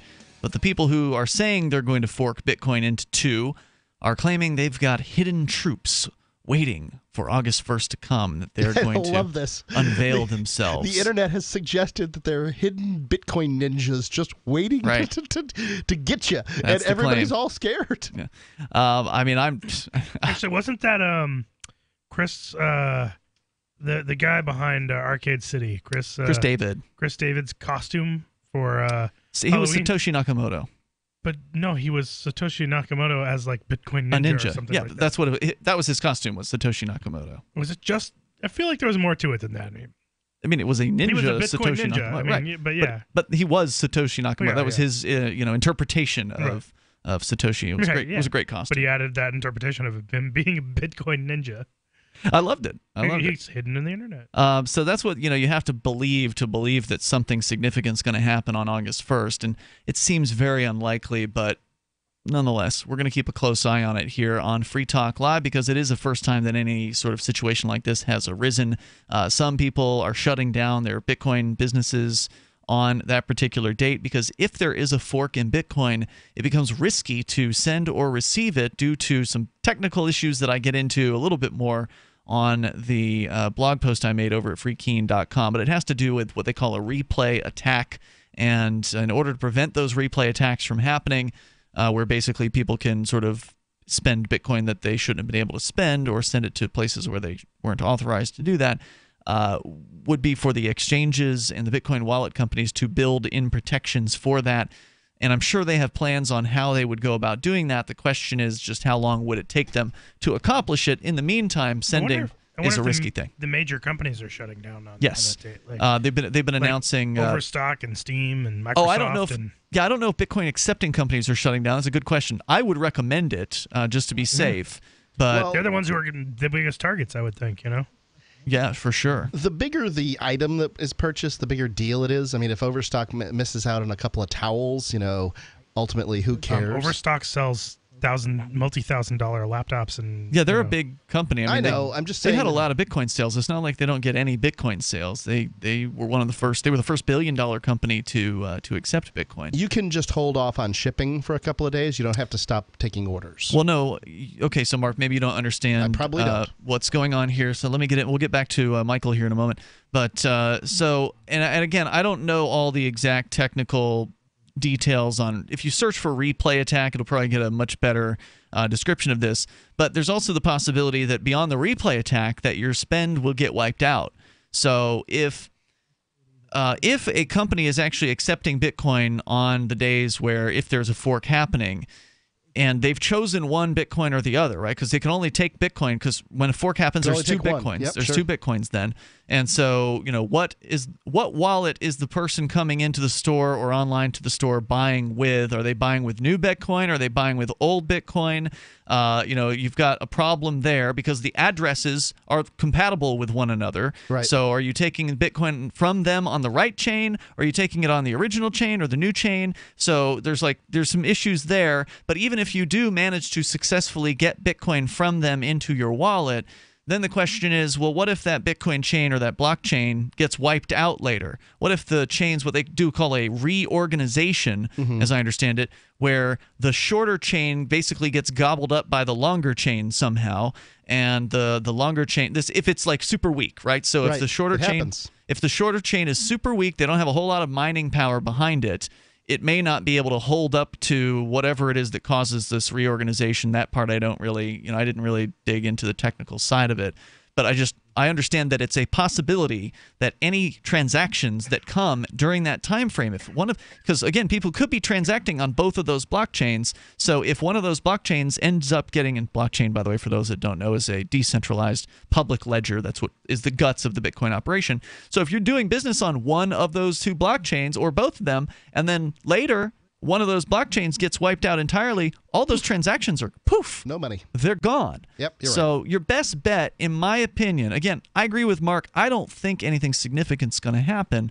But your best bet to be safe is to just hold off. Just put the Bitcoin purchases on hold. I say, what I said to the local businesses here was, lock up the Bitcoin tablet, just put it away, turn it off, power it down, lock it up.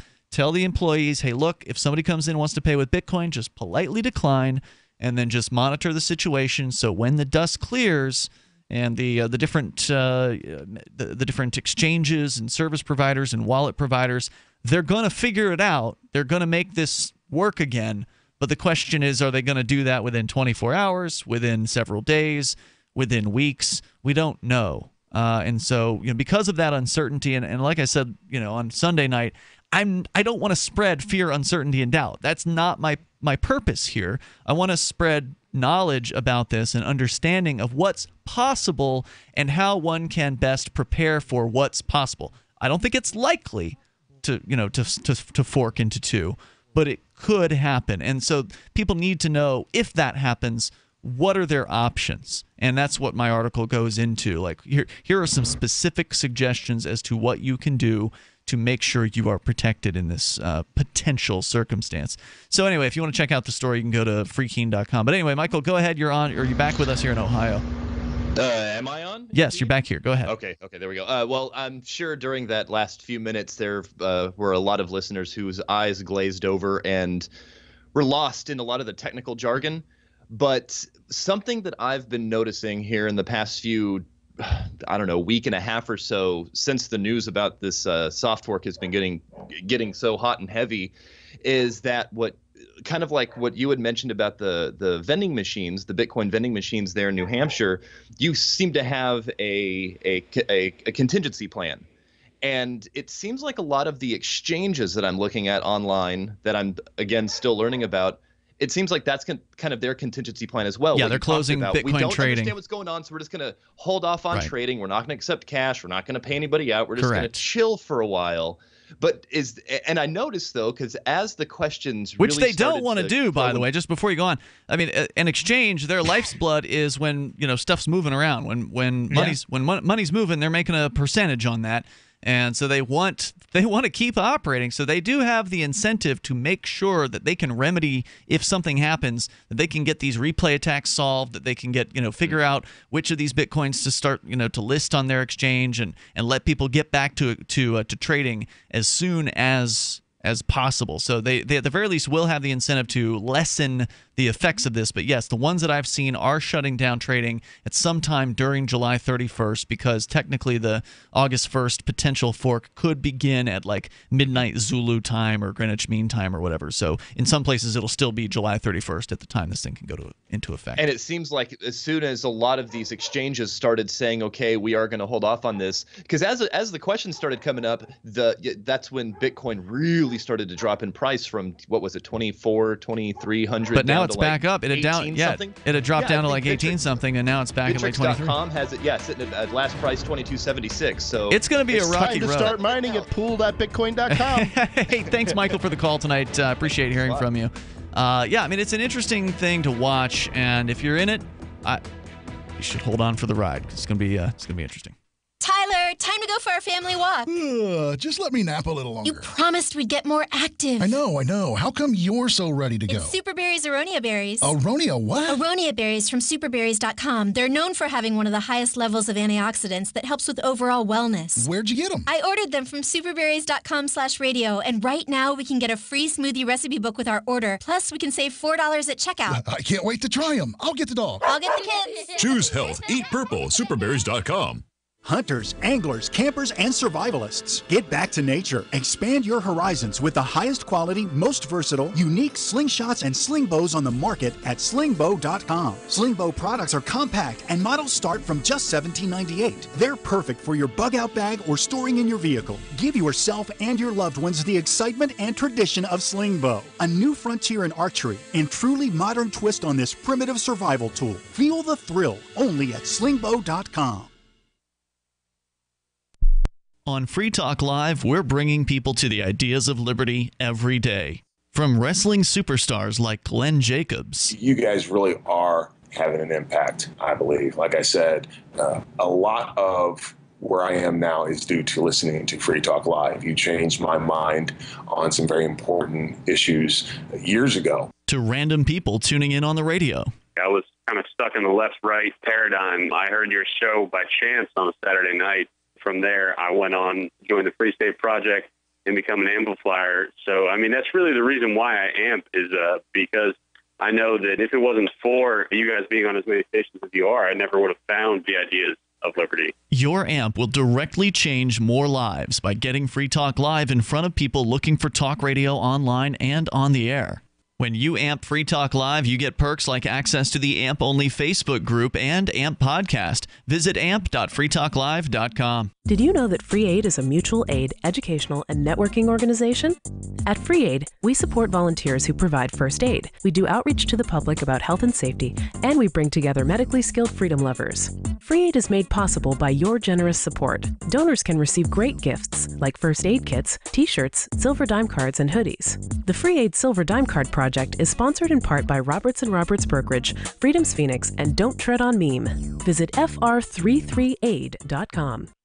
So you've heard all 3 hours of the latest episode of Free Talk Live, and you're still hungry for liberty-oriented audio content? Did you know that we have another 24/7 audio stream at LRN.FM? The Liberty Radio Network airs the latest episodes of some of the best liberty-oriented podcasts on the internet around the clock. In addition to recorded content, you'll also hear live shows like Free Talk Live, originating from our Keene, New Hampshire studio. So listen anytime at LRN.FM. That's LRN.FM.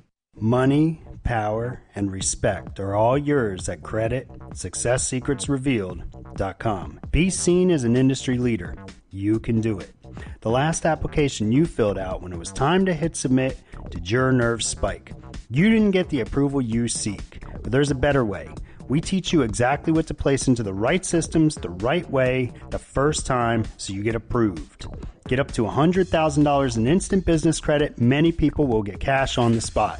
Use those two tools in your new corporate credit engine so you can walk into the bank and get your project funded today. It's all about today at CreditSuccessSecretsRevealed.com. Credit Success Secrets Revealed is explosive and ignites instant results. Dial 1-800-707-8719.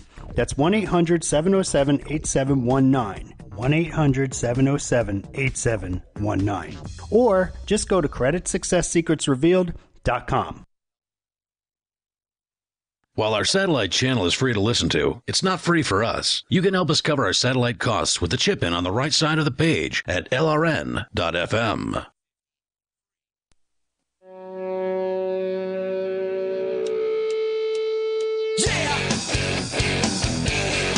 It's Free Talk Live. You dial on in toll free and join us here. If you want, you can bring up anything at 855-450-FREE, like freedom, 855-450-3733. We've been talking about cryptocurrency. In fact, Dash is a big competitor to Bitcoin. It's got some exciting stuff going on behind the scenes. Dash stands for Digital Cash. It's a digital money platform designed to replace cash and help people manage their own wealth. It's fast, private, and easy. Fees are low, and transactions are fast and can even be confirmed instantly. You can pay anyone, anywhere in the world, anytime for just pennies on the dollar. Dash is decentralized and run by users who earn rewards for helping run the network and make governance decisions. Anyone can invest in Dash and earn rewards for helping run the Dash network. So you can join Dash and help create a better financial system for everyone. Take back control over your financial future today and find out more at Dash.org. There's a lot of momentum behind Dash right now, especially here in New Hampshire, where not only are people in the Liberty movement accepting Dash just because they don't want to pay the Bitcoin fees anymore. I think that's a major motivating factor.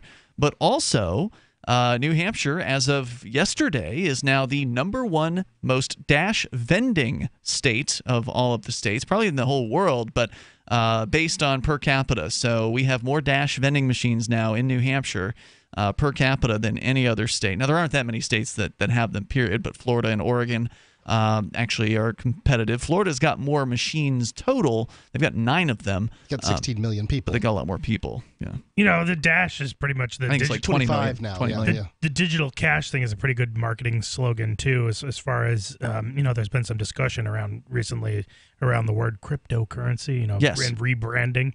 And digital cash is certainly good terminology. I think I'd go with, though, if I had to pick something, I'd probably go with electronic commodity. Just seems like it's a better, catch-all for all, because it's not necessarily But people know cash. what cash is. We went with decentralized currency today. So at the Keen Bitcoin Network meetup, we had a Taco Tuesday meetup today. We actually went out there. went out to Hillsboro and not within the Keen Network. No, not even in the same county. But there's a really cool taco place that we're working on getting them to take Bitcoin. And so we went out there and we discussed. Okay, well, we're seeing more interest in things like Dash, and so it's time to maybe talk about rebranding from Keen Bitcoin Network to something else. So we're going to rebrand to the Monadnock Decentralized Currency Network. Right. It's a little bit more of a mouthful, but it describes what we're doing without specifically, having to mention a bunch of different cryptos. And then the Monad Decro Crew. With the what?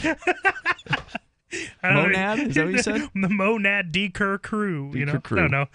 So now you're going to have to redesign another logo, Johnson. So we'll have to talk about that. But yeah, that the whole drive behind the rebranding is the idea that Bitcoin's not the only kid on the block anymore. Right. It doesn't have the market strength as far as market cap is concerned. It used to have. Compared to the rest of the alternatives out there, compared to its competitors, Bitcoin dominated with like 90% of the total global market cap for all cryptocurrencies. And I haven't looked in the last few days, but recently it was down to as low as 40%. I believe it's up over 50 again. Is it back over 50? Wow. Well, it was during the drop, at least. So who knows what is happening today? Yeah, but it's been down for quite a while. Right now, it is below 50 at 46%. So meaning that the total value of all of the altcoins, all the competitors, Dash, Ether, all these other ones, there's hundreds of them. The total value of all of those exceeds the total value of Bitcoin. It didn't used to be that way. It used to be that Bitcoin had it by a long shot, and not so much anymore. So they're still number one. Bitcoin's still number one. It's still the most relevant and important and most used cryptocurrency. That's the most important point about it, is that there aren't any retail stores, or very few, by comparison to the number of Bitcoin that take other cryptocurrencies. Some of the obsessed ones do, like Derek and his partner out in the Seacoast, or our Thursday night co-host Chris Reitman, who runs a little shop here in the Keene area. He'll take any other crypto, but your typical store, your Microsoft, your Dell, your Newegg, these guys aren't taking other options for the most part. So Bitcoin's still like the juggernaut, but its positioning in the marketplace is weaker now than it has ever been. And that's a sad statement, but it's the truth. I'm hoping that some of these big e-commerce platforms that have decided to step up to Bitcoin, like Shopify, will decide to accept other cryptocurrencies. I mean, and it has bothered me for a very, very long time that Squarespace had talked about picking up Bitcoin and then just never did. And it was they said that they were going to. I mean, they said that it was going to happen, and then that's too bad. Yeah. Yeah, you have to wonder about that stuff, because Square, the processing, not Squarespace, but Square, the credit card processor. Right. When James Cleveland, who we used to co-host with here, was running his store, they had Bitcoin, and then they mysteriously just got rid of it with no explanation. Well, the other thing is that the processor who processes transactions for Squarespace, they're a very big transaction processor. I can't remember what the name of it is. It's like one of the biggest ones. But they accept Bitcoin. But how strange. Not if you're with Squarespace for some reason. It's very obnoxious. So anyway, by the way, another interesting statistic from CoinCap.io, which is where I was getting the total 46% of the market domination for Bitcoin. Their exchange volume is very poor compared to the rest of the altcoins. People are trading the altcoins a whole lot more. There, in the last 24 hours, there were... Does that mean people are holding Bitcoin? It could mean that, yeah. That in the last 24 hours, 1,468 million Bitcoin. Am I reading that right? Yeah, I guess so.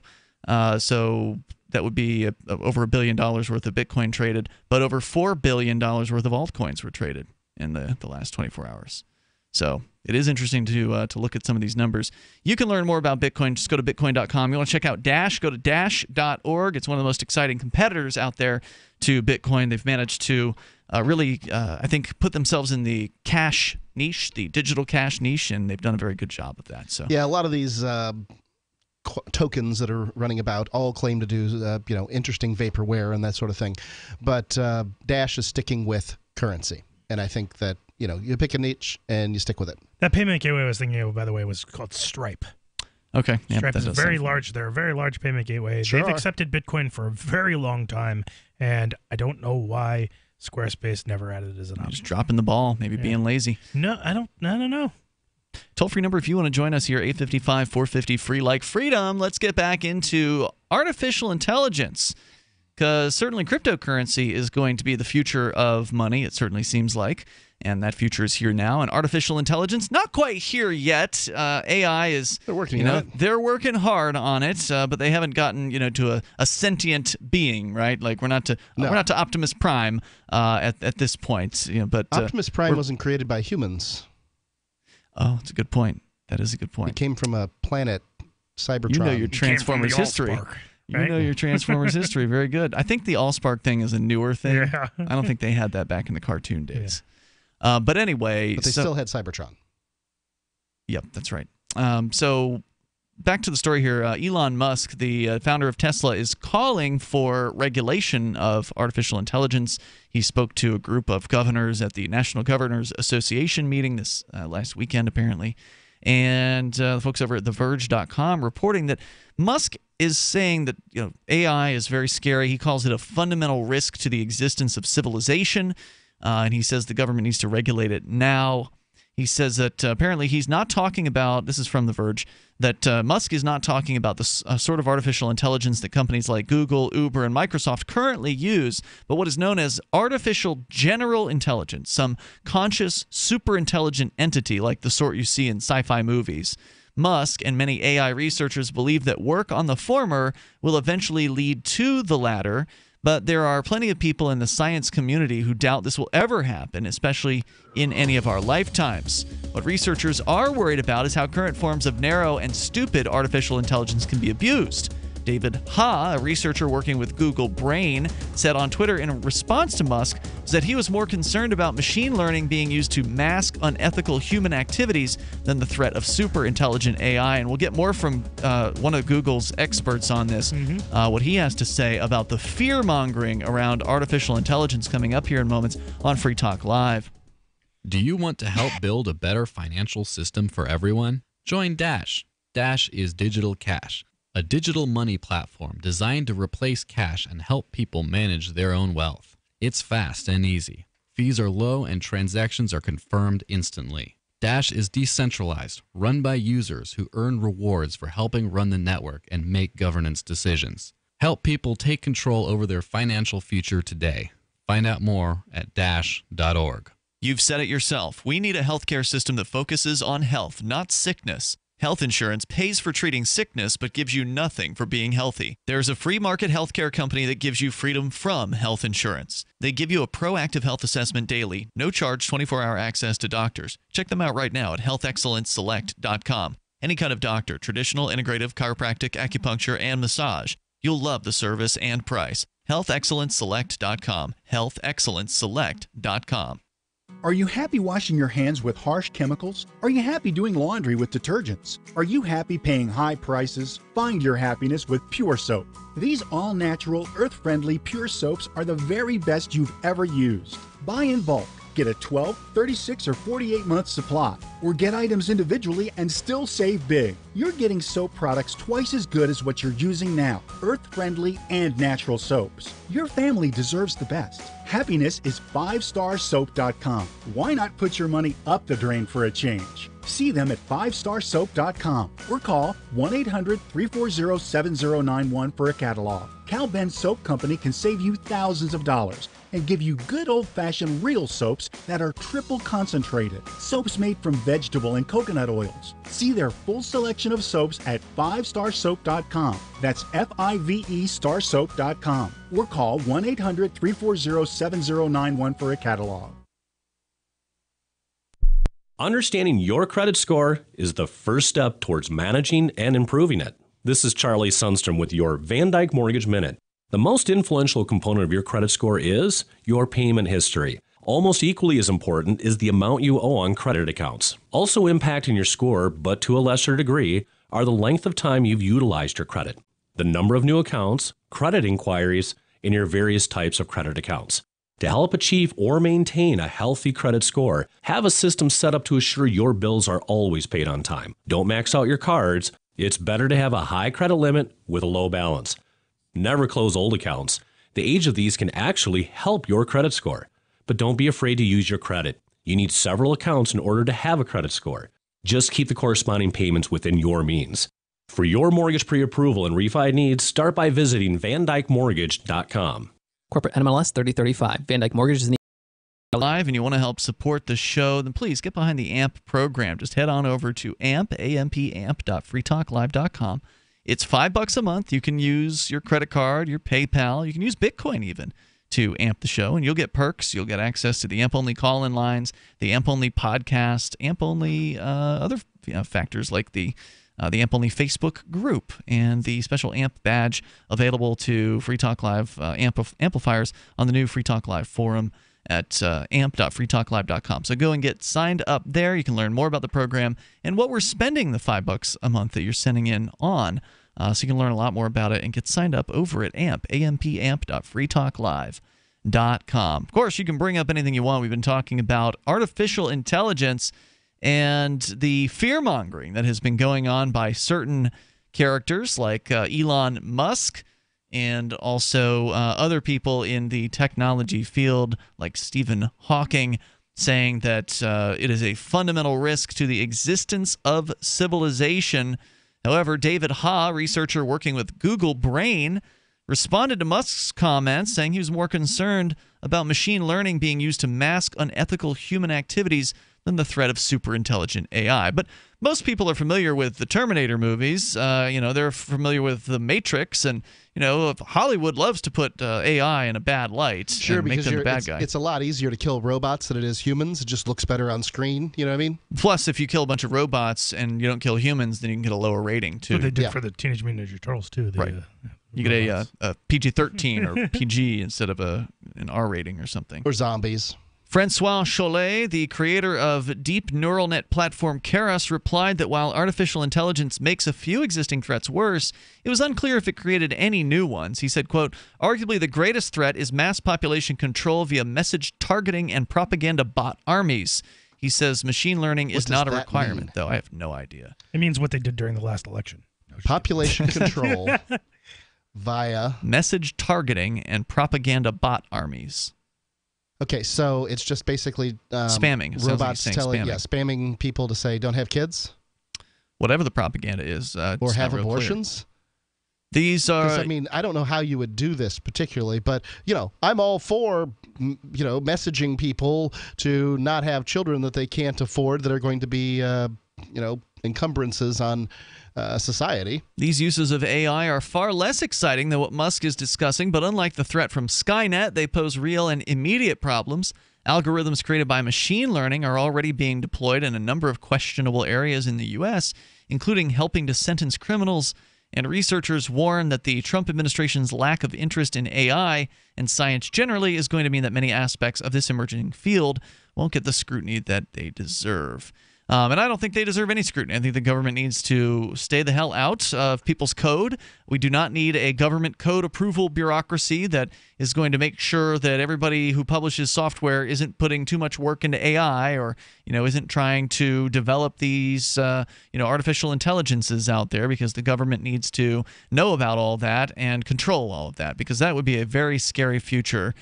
Programming would not get done in any decent amount of time if you had to actually submit it to some sort of approval board, or if you had to be afraid that the government was going to come after the fact and come after you because they learned that you programmed an enemy in a video game too realistic or something like that. Yeah, I mean, it just seems like it's going to drive programming offshore. Sure. Yeah. If I can't write my video game or computer program or whatever it is the way I want to write it here in the United States, you'll go somewhere else. Then why don't I move to some country where I can do it? Isle of Man, Mauritius, whatever it might be. Yeah. I'm leaving here and I'm going there. You've actually got a story about Mauritius. We can talk about that later on. But Johnson, you had not really a response exactly, but Ray Kurzweil sort of looking at this issue of AI and the fear-mongering that surrounds the idea that there's going to be some kind of Skynet or some evil robot network that's going to crush us all, destroy all life on the planet, all of this negative stuff that you are hearing from people like Elon Musk and Stephen Hawking, for instance. I'm sure they're just two of the more prominent fear-mongers out there. Did you have that ready? Because if not, we can come back around. Let's come back around to it because I did have it, but it's we had an internet crash here at the studio just as we were coming back on the air. So we'll get back into that coming up here in moments. You can bring up anything that you want. Our toll-free number is 855-450-FREE, like freedom. So let's get a little bit of this good news out there that I touched on earlier. New Hampshire decriminalizing small amounts of cannabis, and by small, it's 3/4 of an ounce. So it's not a totally small amount. That's a good chunk of pot. They're decriminalizing it to the point where it'll be $100 if you get caught with it. They're going to take the weed from you. They'll give you a $100 ticket, and then it'll be a violation level offense rather than a misdemeanor offense. So it doesn't go down on your permanent record. I don't know if violations aren't in your permanent record, but they're not criminal. They're not criminal convictions, basically. Even though you have to, if you're going to take it to court, you'll end up in a criminal court. But regardless, there's a difference in severity between a violation and a misdemeanor. Violations generally do not come with any jail time attached to them as a potential. Unless you don't pay the fine. Right, unless you don't pay the fine. In which case, you'll be in jail for about a day. In that case, in New Hampshire, because the fine's $100 now instead of what it was, which was like in the $400 range previously. So you would get a misdemeanor conviction, a potential $400 fine previously, and then there's also a fine on top of the fine. There's what they call a penalty assessment of 24%. So it was a $400, and it used to be 20%, so it was $420 when you went to court for pot several years ago. But then they raised the penalty assessment to 24%. So now it's like $434 or something like that. And or it was. Now it's going to be $100 in 60 days. So the governor signed decrim today. It's been waiting. They've been dragging their feet on getting the final signature, but it finally happened. He had promised to do it. Republican governor, interestingly, because we had a Democrat governor for like a decade here in New Hampshire. They just kept swatting it down. Yeah, they just kept swatting it down. Democrats. And so this Republican governor has done the right thing in this particular case. Now, to be fair, he was up against veto-proof margins, as I understand it, in both the House and the Senate. So it was like 90% of the House that voted for this decrim bill and 75 or 74 or 6 or so, somewhere in that range, % of the Senate. So there was a tremendous level of support for this thing. It's about time.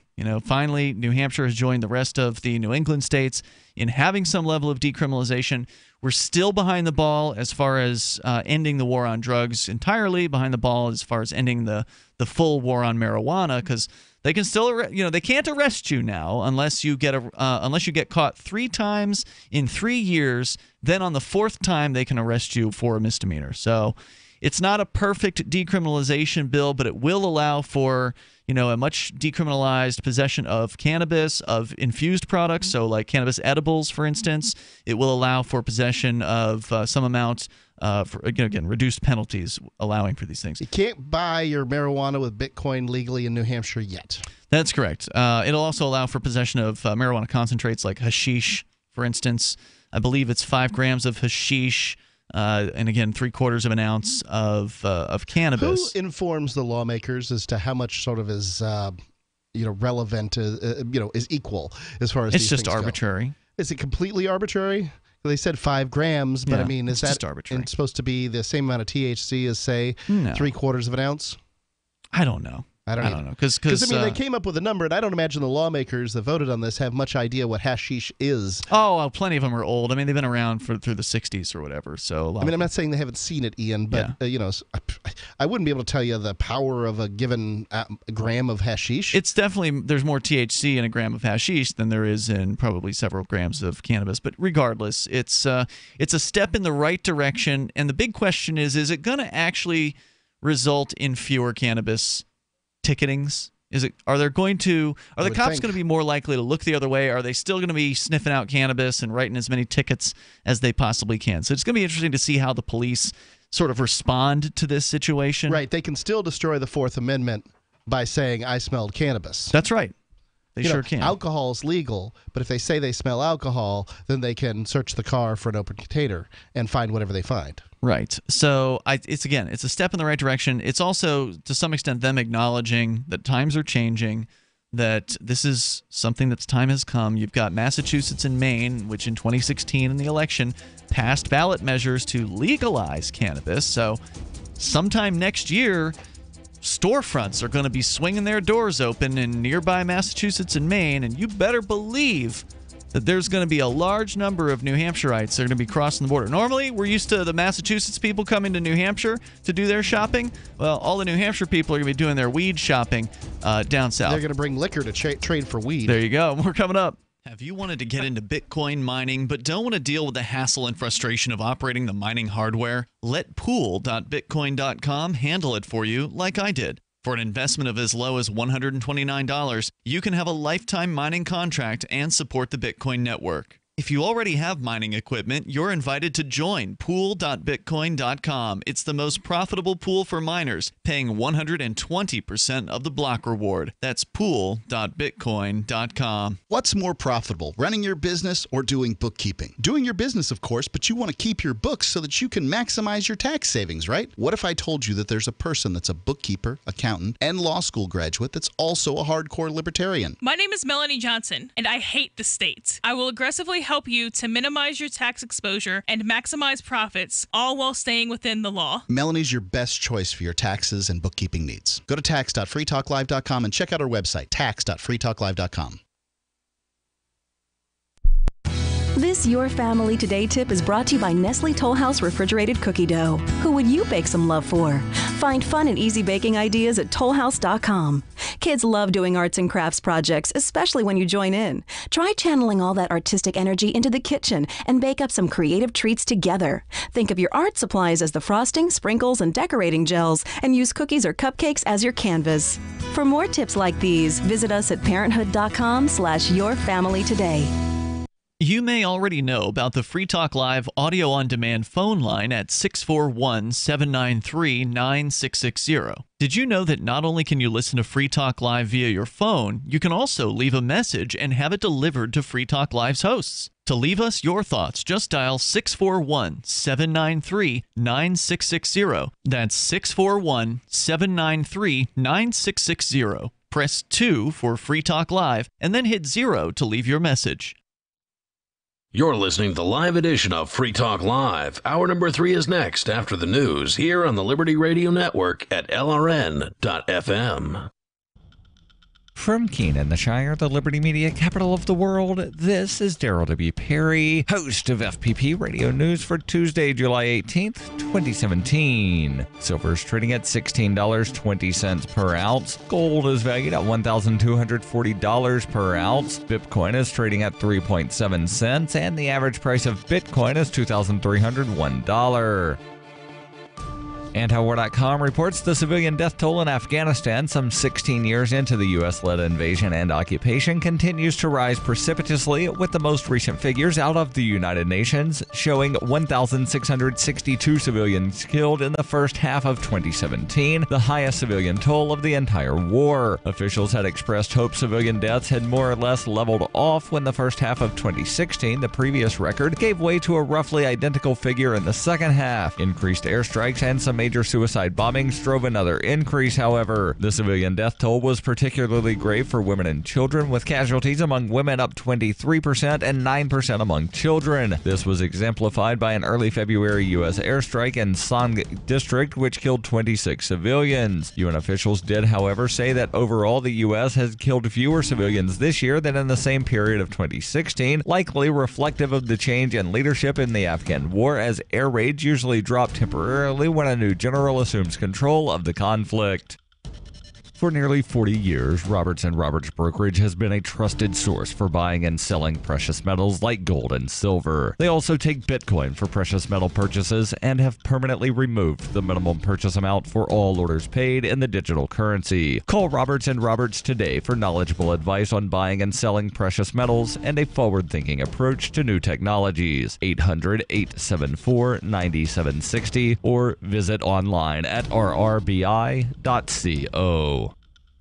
UPI reports a California police officer who accidentally shot his former partner in the stomach will be charged for involuntary manslaughter, according to officials. Fresno County Detective Jared Mullis fatally shot Sergeant Rod Lucas in October. Prosecutors said Mullis accidentally fired his gun and fatally struck Lucas in the chest. The Fresno Bee reported Fresno County District Attorney Lisa Smithcamp said Mullis did unlawfully kill Lucas without malice, but in commission of a lawful act which might produce death without due caution and circumspection. Roger Wilson, a lawyer for Mullis, said his client looked up to Lucas like a big brother. Wilson said, "My client is really torn up about it emotionally. He loved Rod and Rod loved him. I know Rod's family has reached out to him, but he was given direction by the sheriff's office and by me not to talk to anyone about it." Wilson told local media that Mullis plans to contest the charges. According to KMPH, there were 4 people in the room at the time of the incident. The detectives were discussing the equipment when Mullis's gun fired and struck Lucas. Fresno Sheriff Margaret Mims described the incident as a tragic accident. Mims said, "There is no indication that there was anything intentional with this act. It's very unfortunate, very sad. We're still extremely upset and sad that we lost Sergeant Lucas as a result of this, but our investigation does show that the weapon was not in the hands of Sergeant Lucas, but the other deputy." Lucas had been with the Fresno County Sheriff's Office for more than 20 years. He was a father of 4 and had 1 grandchild. Whether you're looking for precious metals, bitcoins, or books, you'll find that and more at shop.fppradio.com. Every purchase you make from one of my affiliates, like Namecheap and Amazon, at shop.fppradio.com helps fund FPP Radio. Or you can shop directly from FPP with Bitcoin in the Bitcoin store. That's shop.fppradio.com. Reuters reports the Transportation Security Administration said on Monday it was lifting a ban on passengers on Saudi Arabian Airlines carrying large electronic devices like laptops on U.S.-bound flights, the last carrier under such restrictions. In March, U.S. officials imposed restrictions on passengers carrying laptops and other large electronic gear in cabins on 9 airlines, most of which were Middle Eastern carriers, to address the potential threats of hidden explosives. Last month, U.S. officials announced new security requirements for all airlines rather than the expansion of the laptop ban, and have been dropping the restrictions from airlines as they boosted security. On Thursday, the Department of Homeland Security issued a revised directive to airlines around the world in response to requests that it clarify aviation security measures scheduled to begin taking effect later in the week. An airline official briefed on the matter said the directive gave airlines more flexibility and additional time to obtain explosive trace detection equipment. DHS has said it could impose new restrictions on laptops if airlines did not make security upgrades. This has been FPP Radio News. Online at fppradio.com. Last month, the FDA approved Hallucex, a new class of weight loss drug that helps users avoid overeating by producing nightmarish hallucinations whenever food is around. Hallucex targets the brain's cerebral cortex, stimulating the centers responsible for fear and visual processing. Test subjects reported an unprecedented decrease in appetite and showed dramatic weight loss, with only 18% reporting night terrors or subsequent cardiac arrest.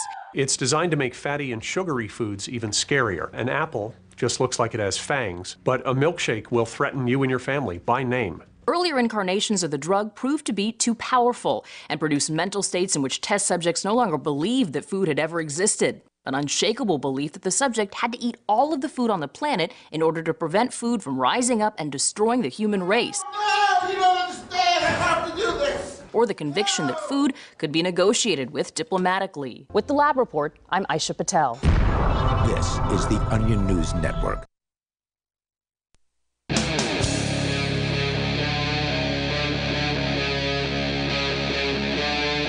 Free Talk Live.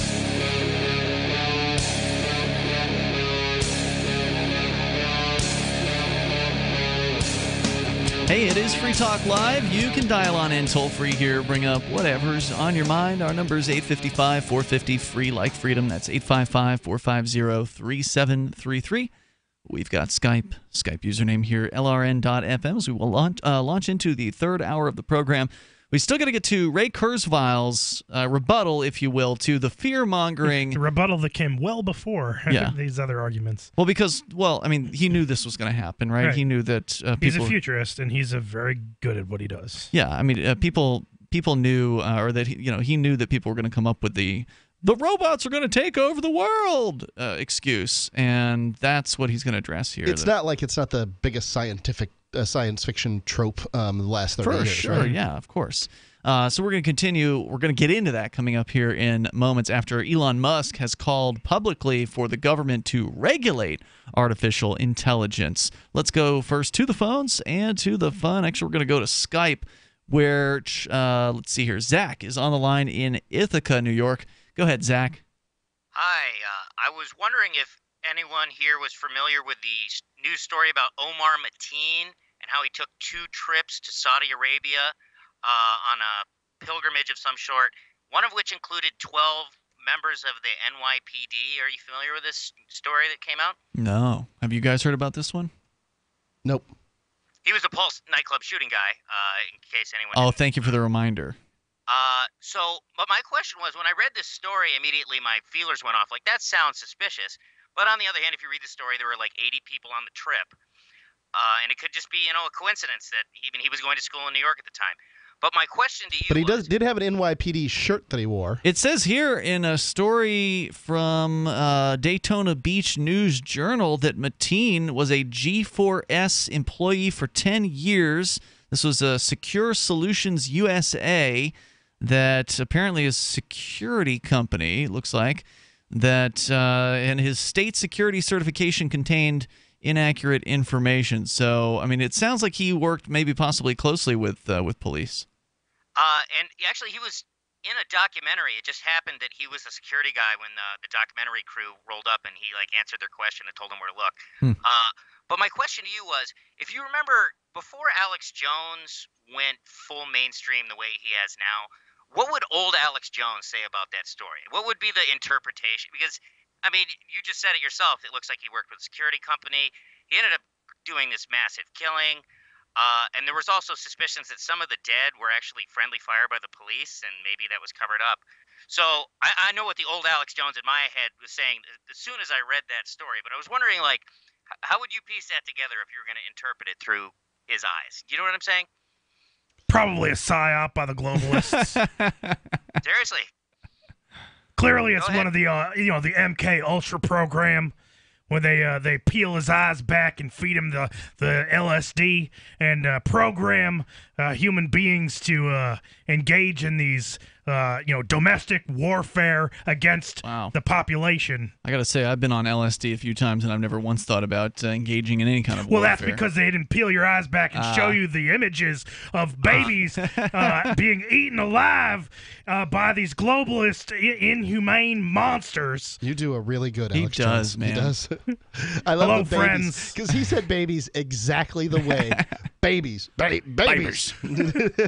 Exactly the way Alex Jones does. So Alex Jones, interesting character. Do you think that he wouldn't come at it from that perspective now? I think it would be. I think he's a lot more cognizant of, because he's like, people used to just ignore him or pretend like he didn't exist, and he could say whatever he wanted. Mm-hmm. But now, as soon as his name came out of Hillary Clinton's mouth, my jaw was on the floor. And now with his custody case, he's done, visible. Yeah, that's true. He's very, very. Podcast. There was actually a video. I was watching some of the Alex Jones stuff the other day on the Todd Dracula channel on YouTube. Really talented editor. And they had one of him talking to, I think, Megyn Kelly on Fox News, where she confronted him about his viewpoint previous viewpoint about the school shooting in Connecticut. Remember the one that the conspiracy theorists all say didn't happen? Sandy Hook. Sandy Hook. Classic. The guy running around in camo in the woods. Like, who was that guy? Yeah. Later on, Jones actually redacted or recanted on his original claims that it didn't happen, and he issued an apology publicly to the families in that particular case. So that was kind of nice to see. I want to apologize to the families and remind them to vote for Donald Trump. He's gone into that whole issue at length, but if you remember what happened on 7/7, how many years ago was that? The 7/7 bombing? Was that over in the UK? It was in the UK, but what happened was some guy goes on TV right after it happens, and he says, "Yeah, it just so happens we were running a drill at those exact same locations for bombings." That's kind of a weird coincidence, and I don't know. You got to look the clip up, but often drills are used as a cover. Like a lot of these guys, they could have thought that they were just getting paid to be part of some sort of simulated terror attack when really they were being set up to be the terrorists themselves, like in that movie Shooter. I remember that movie. It was a good movie. Mark Wahlberg. Yeah. It was. I'm just a patsy, man. Yeah. I don't know how. You're right. There have been some of these attacks where there just happened to have been some kind of setup going on, like you're talking about an emergency preparedness scenario thing that was going on. And maybe that's a coincidence. Maybe it's not. Thanks for the call tonight. Appreciate hearing from you, Zach. That's what they do. These Hollywood insiders, they reveal the truth through the films to taunt you. To throw it in your face. 855 450 free like freedom. I love that notion that you have to search through movies and like grab numbers and pictures and kind of. You have to do your research as a dedicated patriotic American. You got to put it together. You got to find the triangles and show the Illuminati symbol. And we will give you everything that you need to do this on Infowars.com. And here at where we will free your mind. And the war is on. The info war. The info war. Where the war is on for your mind. Did you see the video where he just goes off and curses like crazy? We can't play it on the air. I mean, he must have been doing an internet-only segment or something like that, but he just... he flips his lid and just says every word in the book. I mean, it's amazing. I don't know. I was listening to it. He takes his shirt off a lot, too. Yeah. I was listening to the... That's intense. There's a lot of just Republican talk radio on around here, so I was listening to Howie Carr as I was rolling around in my vehicle today, and he was actually... Carr. He was... Howard Lawrence Carr. Terrible host. Yes. So he was playing a clip from Alex Jones today talking about the Democrats or some Democrats having sex in pools of feces for some reason. What? Yeah, some clip from Alex Jones. Apparently recent. That's gonna give you pink eye. Yeah. So or that was maybe more pink stuff. Yeah. And how he's like, and people say that I'm un-American or something. So he was calling Alex Jones un-American? He was calling or the Alex Democrats? Jones Alex Jones is the one who said the Democrats are there. Then he was, I don't know. It was very weird dual commentary. If you just pull an Alex Jones quote out of the ether, you will get some good stuff. I gotta say, if Alex Jones has other talk show hosts playing his clips, has them talking about him, he's winning. Yep. I mean, you got to give the guy credit. He's an internet phenomenon. He is a phenomenon. He's incredible. He doesn't have as many radio stations as we do, but he just dwarfs us on the internet. I mean, oh yeah. I mean, it's amazing. That guy can say jump, and people will say how high. Yep. He's not that I big because he's got warriors. He's a big pink information war. A big pink apple-shaped phenomenon. All the years we've been aware of Alex Jones, I don't know what his listeners are called. Maybe it is Info Warriors. That's probably what it is. Probably what it is. Because all of the conservative talk show hosts, they always have to have their little army sort of term I know for their what they're listeners. called. I think everybody was pretty much aware that they're called conspiracy theorists. Yes, that's true. The toll-free number here is 855-450-FREE. It's like pretty much a given that if you are a conspiracy theorist, that you have probably listened to Alex Jones. Yeah, 855-450-3733.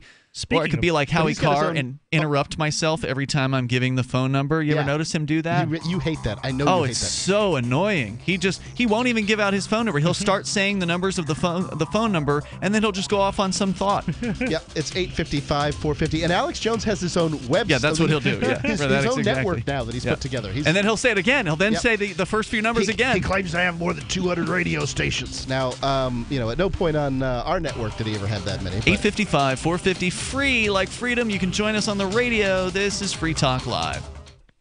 If you're a sleep apnea sufferer who's on the go, go to your phone. Because if you give us a call right now, you'll be able to try the world's first portable mini CPAP device absolutely risk-free for 10 restful nights. It's the Transcend Mini CPAP, an engineering marvel that's as small as a soda can and weighs less than a pound. Its unique design is so small and so light, you can fit it in your briefcase or purse to use anywhere you go. No more dragging around a big, bulky CPAP. Even better, now you can try Transcend absolutely risk-free for 10 restful nights by calling minicpap.com, 1-800-768-3138. Transcend is FAA compliant too, so you can even sleep comfortably while flying. You can also add a battery pack that's as tiny as a deck of cards. So now you can enjoy the freedom to sleep comfortably anywhere. But don't wait. To receive your 10-night in-home trial, call minicpap.com now. 1-800-768-3138. That's 1-800-768-3138. When fresh liquid whey is processed into a dry powder, the special proteins that make up the whey lose their original shapes. They fold in on themselves and lose their functional value. One World Whey undergoes a technological enhancement that we believe restores these potent proteins back to their original shapes the body can use. I chose to try One World Whey first before going to a doctor who would likely only prescribe drugs. To my delight, it worked. After stabbing pain for years, to have it completely gone is a miracle. I'd like to also stress that for me, it took several months of taking One World Whey before I had improvement, and then an entire year for my gut to feel 100% healed. So now I tell my friends, give your body time to make use of the healing power of One World Whey. Call 888-988-3325 or visit oneworldwhey.com. That's oneworld, WHEY.com.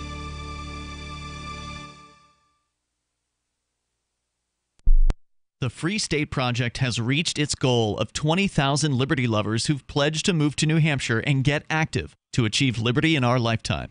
Perhaps you're trying to figure out what part of New Hampshire should be your destination. If so, consider Keene. You'll find more than 150 reasons to move to Keene at move.freekeene.com. Keene is famous for its historic, publicity-generating activism, as well as being the liberty media capital of the world. It's home to freekeene.com, New Hampshire's destination for liberty activism, news, and opinion. For years, we've been compiling over 150 reasons to move to Keene at move.freekeene.com, where you'll learn about some of what's happening here and what makes Keene a great place to live. If you love liberty, you'll probably enjoy anywhere you end up in the Shire. But do your due diligence first. Please visit move.freekeene.com for the full list of over 150 reasons to move to Keene. That's move.freekeene.com. There are lots of ways to listen to Free Talk Live. Our podcast has been around since podcasts began, and now the FTL feed is loaded with content besides our full show archives. Did you know that we make it easy for you to customize your podcast subscriptions? We have different feeds, one that includes only our full shows, one with just the Daily Digest, and one with just the Edgington Post. You decide what you listen to. It's quick and easy to customize your feeds at feeds.freetalklive.com. That's feeds.freetalklive.com. What do you shop for that you could otherwise buy at Amazon? Pretty much everything, right? Amazon has competitive pricing and they deliver, and that's a big plus. If you could plan ahead in your shopping, would you be interested in saving up to 33%? There's a catch. You have to do your shopping in Bitcoin. But imagine those savings. It's like a huge raise. All you have to do is go to saveatpurse.com. We've saved thousands, and you can too. Plan ahead and save. Saveatpurse.com. If you enjoy LRN.FM, please contribute to your favorite shows via their websites and become an amplifier at amp.lrn.fm. That's amp.lrn.fm.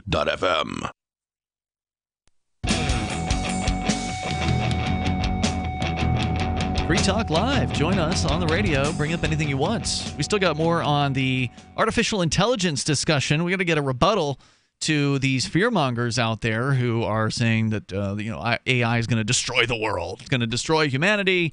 And Johnson's going to share some of what Ray Kurzweil has to say coming up here in moments.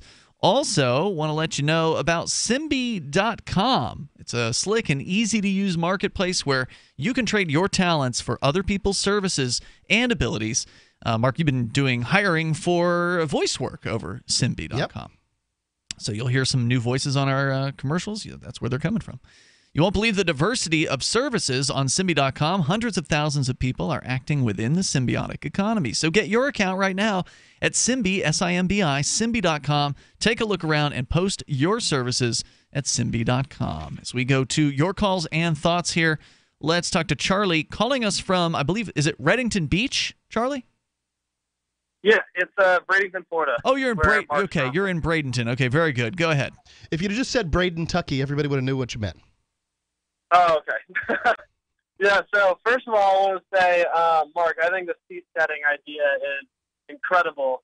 And if you ever do get your cruise ship, I will be the first to sign up to work on it. Awesome. I don't know if I'll be able to afford it, though. What kind of talents would you be bringing to the table as far as your work ability?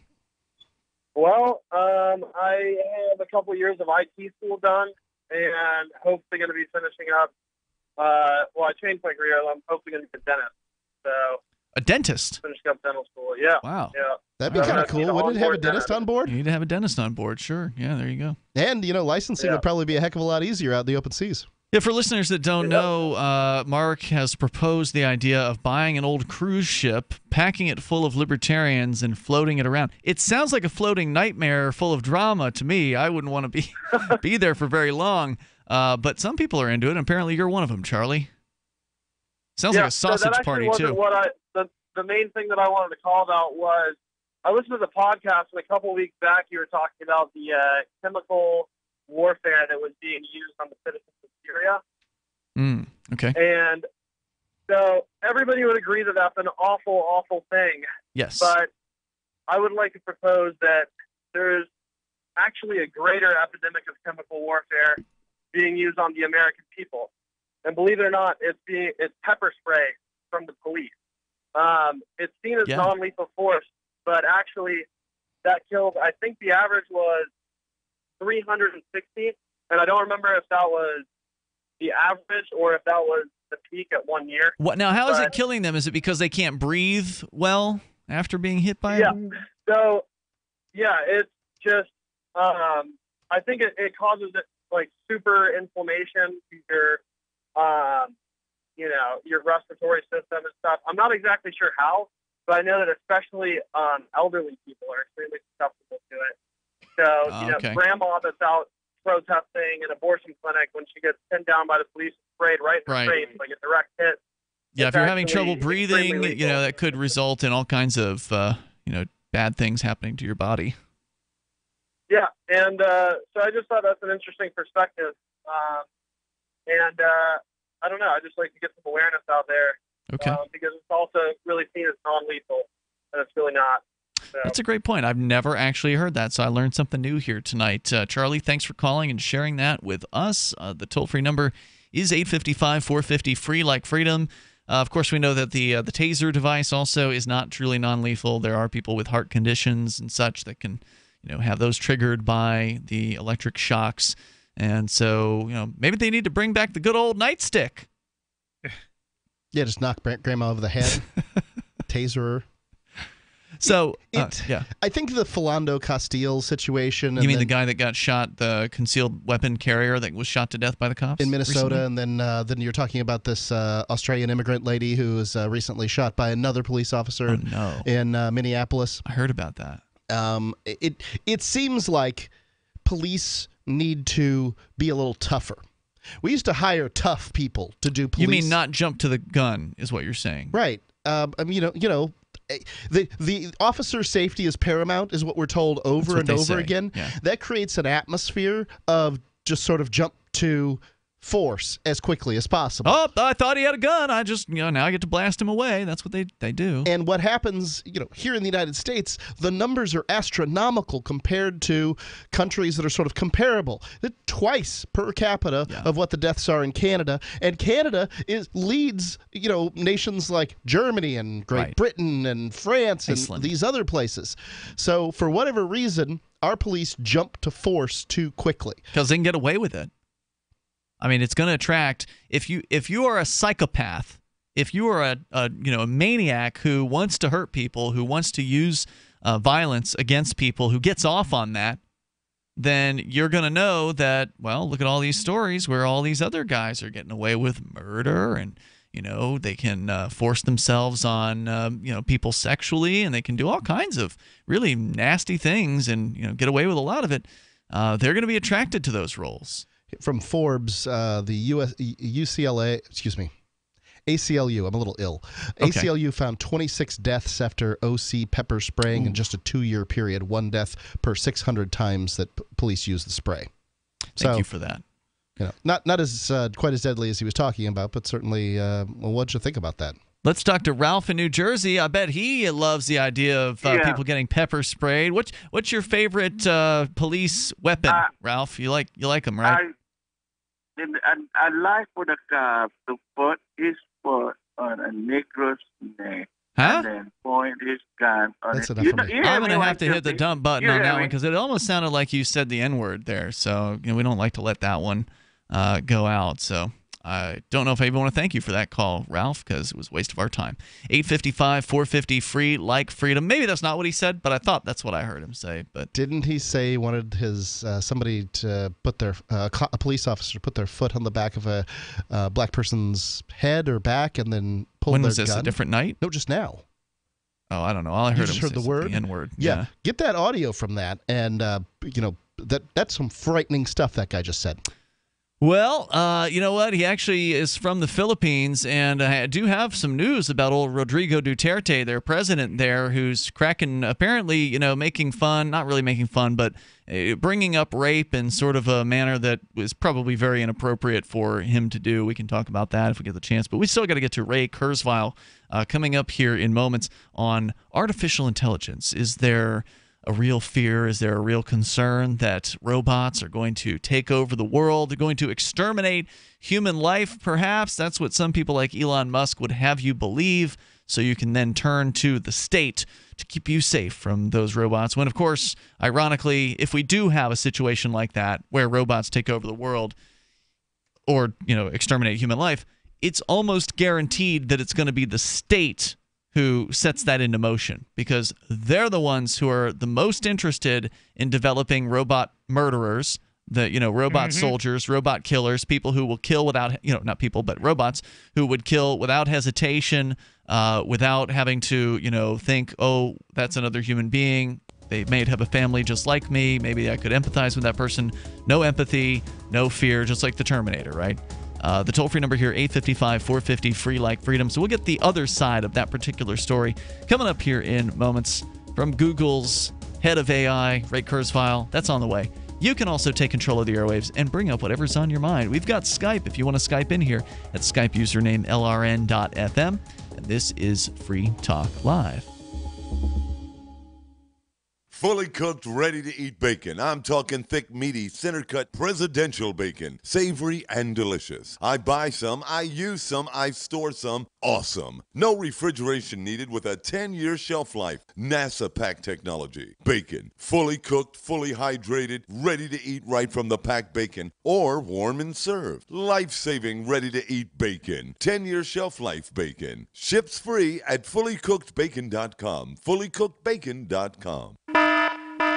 If there's a toxic chemical, biological, gas, smoke emergency while traveling, at home, or on your job, are you protected? Are you prepared? There are over 400,000 fires in the USA every year. Up to 85% of all deaths in a fire are due to smoke inhalation. 3 minutes without air, and we as humans will die.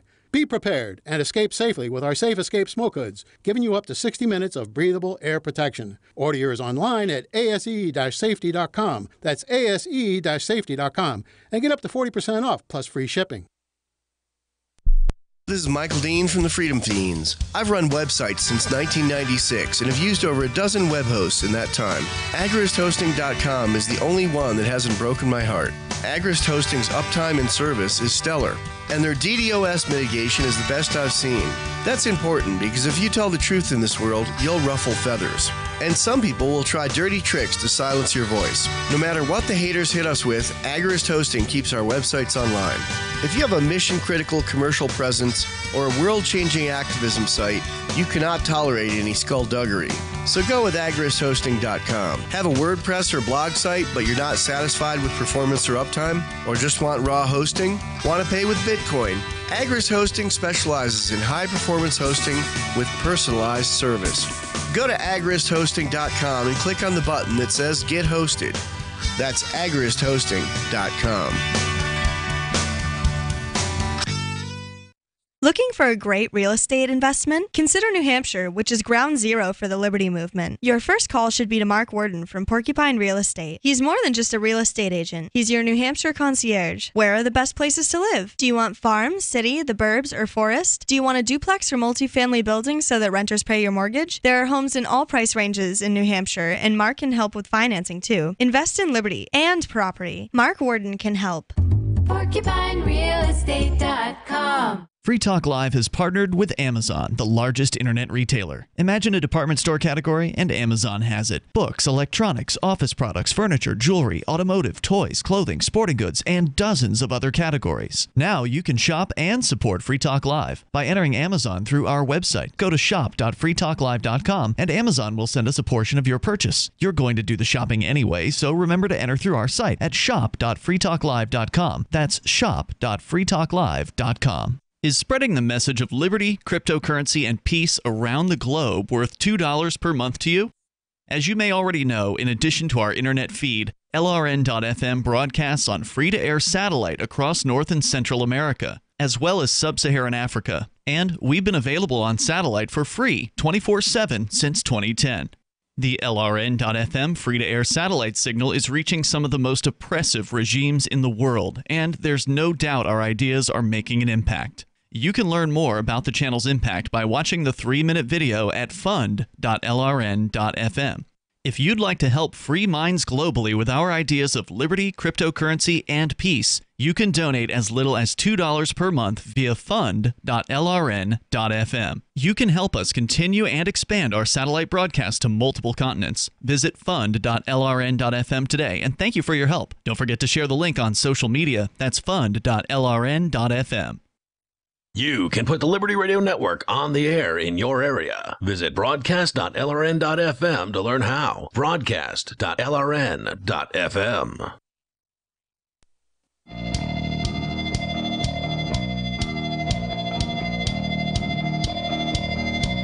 It's Free Talk Live. You can dial in toll-free and join us on the radio waves. Our number is 855-450-FREE, like freedom. 855-450-3733, and you can Skype on into the show here at Skype username LRN.FM. In the studio tonight with you, you've got Ian. And Johnson. And Mark. All right, so we're going to get into it here about the AI. The other side of the story. Some people are saying artificial intelligence could be the downfall of humanity, and we'll get the counter argument to that coming up here. But also, your calls and thoughts are certainly welcome if you want to join us. And if you want to join us online, there's all kinds of cool features on our website. You can get signed up for our email list. It's right there on the front page of the site. You pop your email in that inbox there, and or that input box, and we will send you an email, usually on a weekly basis, to keep you in the loop with what's going on with Free Talk Live. It's right there on the front page. And like the rest of our website, which is very deep and detailed, it's free, unlike those other talk show hosts that want to charge you for accessing their site. So head on over to freetalklive.com and get interactive. So Ian, Johnson, and Mark here. Johnson, you have pulled up Ray Kurzweil, the head of AI development over at Google. I believe that's his position, yeah. I think you're right about that. They brought him in. He's also the founder of Nuance Corporation, which is the sort of the famous software Dragon, naturally speaking. Yeah. So, speech recognition. I didn't know that about him. I knew that he was a futurist who had predicted the what is it, where the humanity and singularity, humanity and like machine come together, basically. He originally did some very interesting stuff with music, actually, is how he got started. and now he's working with Google. He's been there a few years now, if I recollect correctly, maybe even several years. But yeah, so they brought him on, and he's getting all kinds of money that he can do research with on AI. What's he have to say about the fear around AI? Jumping into the middle of this article here, it's actually from NPR. NPR, okay. Yeah, Who's Afraid of the Terminator? Imagining AI is the original article. And this is actually from 2009, so a long time ago. Wow. And was he still with Google in 2009? No. He was not with Google in 2009. Okay. Yeah, okay. So he was not even there yet. And Got it. It'll mention his position, or a position of his that's I don't think is current. He doesn't have the time to do this anymore. Right. But, he says, nature's beauty can be appreciated and transmitted best through math. Today's supercomputers and robots are the last insentient tools to augment humanity's ability to comprehend and affect the world. What we fashion next will not be utilized so much as awakened. Whether this consciousness manifests through electrons or photons, or whether it has a body of steel or carbon nanotubes, it will be sensual and animate.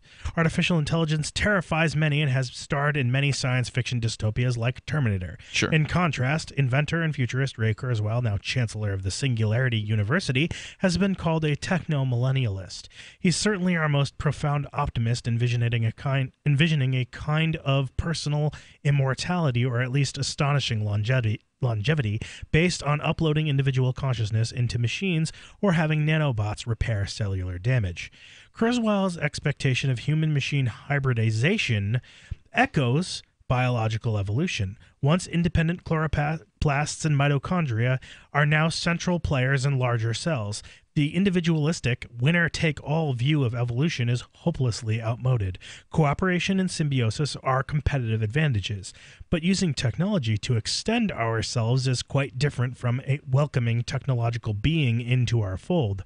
When an AI does emerge, it will be the ultimate outsider, the first of its kind. Yep. Strong evidence supports There's going to be a lot of people who hate that thing. Mm-hmm.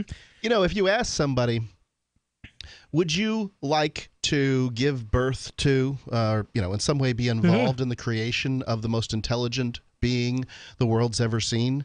I would think that all of them, the vast majority of people, are like, yeah, intelligence is great. Sure. But it's this whole, it's the other, and plus the incredible amount of indoctrination that Hollywood's given us. Look, they're just movies, people.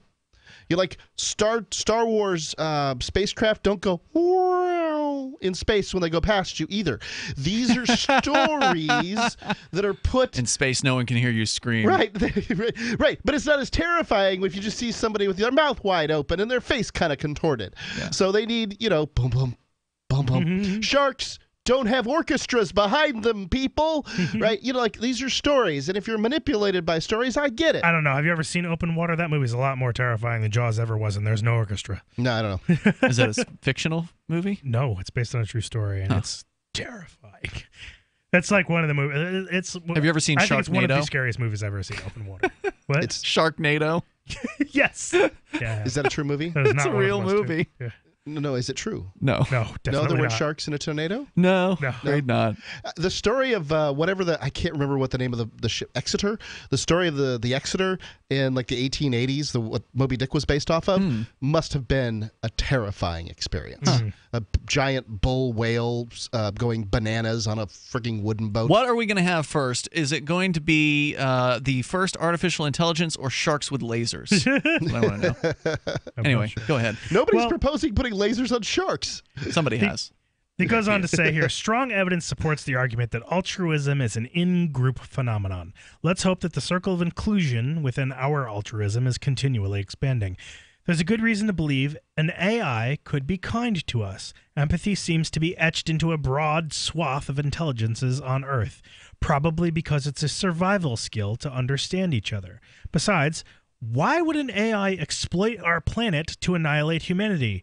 It won't need our biosphere. Matter and energy are more abundant elsewhere. It might aspire to connect with other AI, fruit of alien technological civilizations.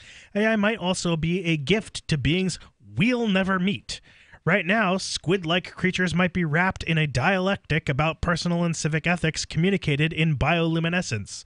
Or a murder of crows is methodically burning and reseeding tracts of land, something very like a whale might be singing of faith and doubt. A murder of crows? Is that a word for a group of crows? Yes. Yeah, it's a murder of crows. Yeah. You know what you call a group of libertarians?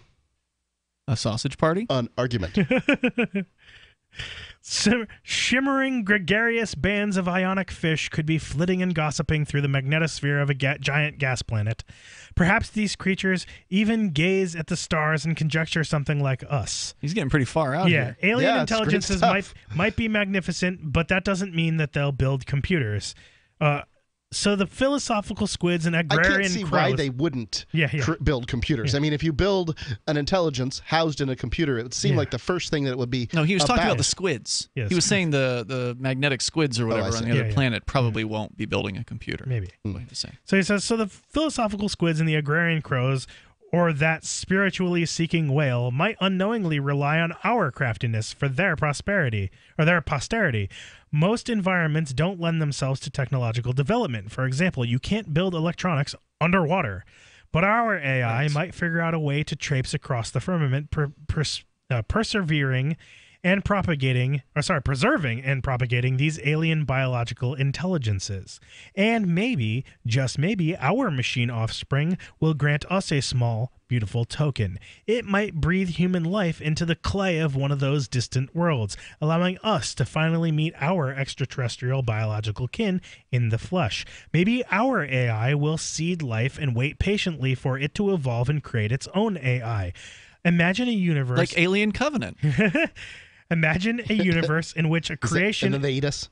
Yeah, that's the rest of the story. It says, imagine a universe in which creation is flowing between flesh and machine, each parenting the other in an endless cycle. Hold on, start that one more time. I got to start the imagination on this one again. Go ahead. Imagine what? A universe where? Maybe our AI will seed life and wait patiently for it to evolve and create its own AI. Imagine a universe in which creation is flowing between flesh and machine, each parenting the other in an endless cycle of mutual affection and awe. To what end remains a matter of faith and wonderment. We have this historic moment to develop an artificial intelligence that can be more than our legacy, but our progeny, Earth's progeny, the culmination of this world. The future of AI isn't Terminator, it's Germinator. Yeah, I think that so humans must consider themselves to be so bad that a super intelligent being would want to kill them. Yes. Right? Like, I mean, you know, there's an argument for that. That's an interesting argument for your species. Yeah, well, I mean, there's an argument that people are, not doing nice things to one another around the globe. The toll-free number here is 855-450-FREE like freedom. However, I tend to side on that people are generally good. That's why we don't have, chaos in the streets. It's not because of the government. It's just because people have an incentive to get along. More coming up.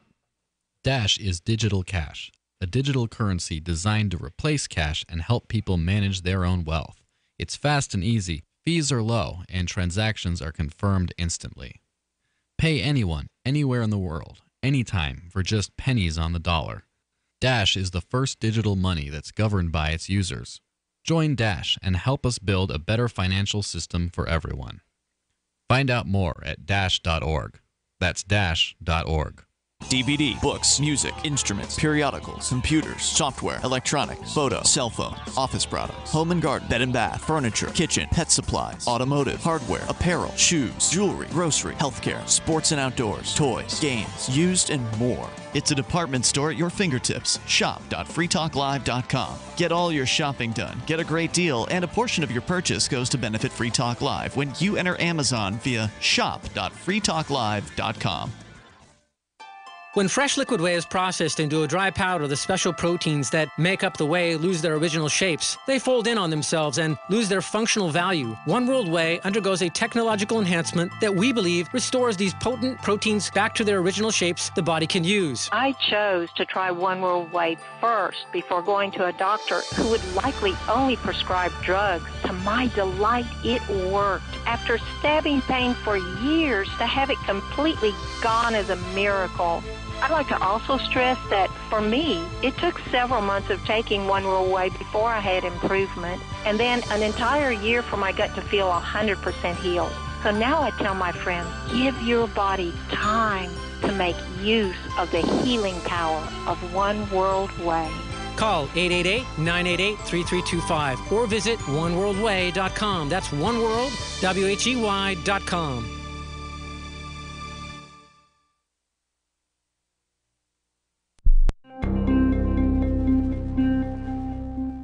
Shortly after accidentally clicking like on nearly 400 of his ex-girlfriend's Facebook photos earlier today, panicked area man Adam Nuensing spoke to Onion reporters about his mistake. Damn it, I was just looking at one of Rebecca's Instagram photos that showed up on my newsfeed, and the next thing I know, I just liked every single photo that she posted over the last 4 years. I didn't mean to, but it just kind of happened. The 28-year-old told reporters that he had browsed through 14 of his ex-girlfriend's photo albums while inadvertently clicking like on each and every picture, including dozens from her office picnic last fall, her trip to New York in 2010, and a photo of her and her first boyfriend from 2006. I thought if I went back and clicked unlike on all those pictures, that maybe she wouldn't get any notifications. But then I saw some other albums, and I ended up liking 80 more photos and shared them on my wall. Shit. This is the Onion News Network. The three most important things you can do for Free Talk Live are: 1, share one episode a week on Facebook or in some other social networking site. 2, buy the things you buy online through shop.freetalklive.com. 3, give $5 a month to the AMP program. It's my firm belief that Free Talk Live's AMP program is the best use of your charitable dollar among liberty-oriented organizations. Support all the organizations you love, but make sure you give $5 a month to AMP at amp.freetalklive.com. Are you tired of governments murdering people around the world? Stop using their money. There is an alternative. Bitcoin is a stateless free market non-political currency. Bitcoin cannot be inflated or controlled by any government. By using their money, you are helping the state. Stop doing it. You have an incredible alternative available now. Learn it, use it, spread it. Get started with Bitcoin at bitcoin.com. That's bitcoin.com. You can connect with the Liberty Radio Network via our Facebook page at facebook.lrn.fm. That's facebook.lrn.fm.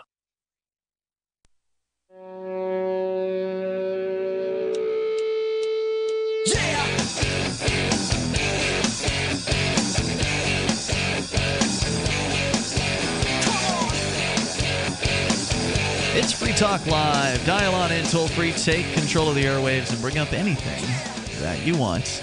Our number is 855-450-FREE, like freedom. That's 855-450-3733. With you tonight, it's Ian. And Johnson. And Mark. Whether you want to talk about AI or whatever is on your mind, you can do that here. And you can also join the show online over at freetalklive.com, where we do have the Free Talk Live forum, where a number of Free Talk Live listeners have shown up and posted some messages, and you can you can actually have conversations with other Free Talk Live listeners not on the air over on the Free Talk Live forum. Go to forum.freetalklive.com. That's forum.freetalklive.com. Like everything else on our website, it's totally free. Let's go to Sarah. I want to talk about automotive and travel issues. That's what I really want. We'll get into Sarah here. I don't know what she's calling about tonight. Sarah, you're on Free Talk Live. Got a bet. Yes, I was amazed that, Facebook is going to build another huge center here in Albuquerque, and they're going to another open up one? another place. Well, I think that I was told that there is a huge one already here, like a call center or some kind of business center, but they're going to build 2 more. One in Las Lunas and another huge one on the Do you even know what Facebook is? Well, actually, it's some kind of like a computer website, or Twitter. I never used it. I don't know what it is. I never used it. I hear about it all the time. You don't use the internet. Well, I know. In some places in the world, they think that Facebook is the internet. Oh, they should get her to be a usability tester. That would be a great job for you. User experience tester? Well, yeah, user experience usability. Why do they need a computer center when everything is on the internet? I don't understand it. And it's going to hire about 100 people. I don't understand that. Okay, so let me explain. So Facebook is a big website. It's one of the world's most popular, probably the worst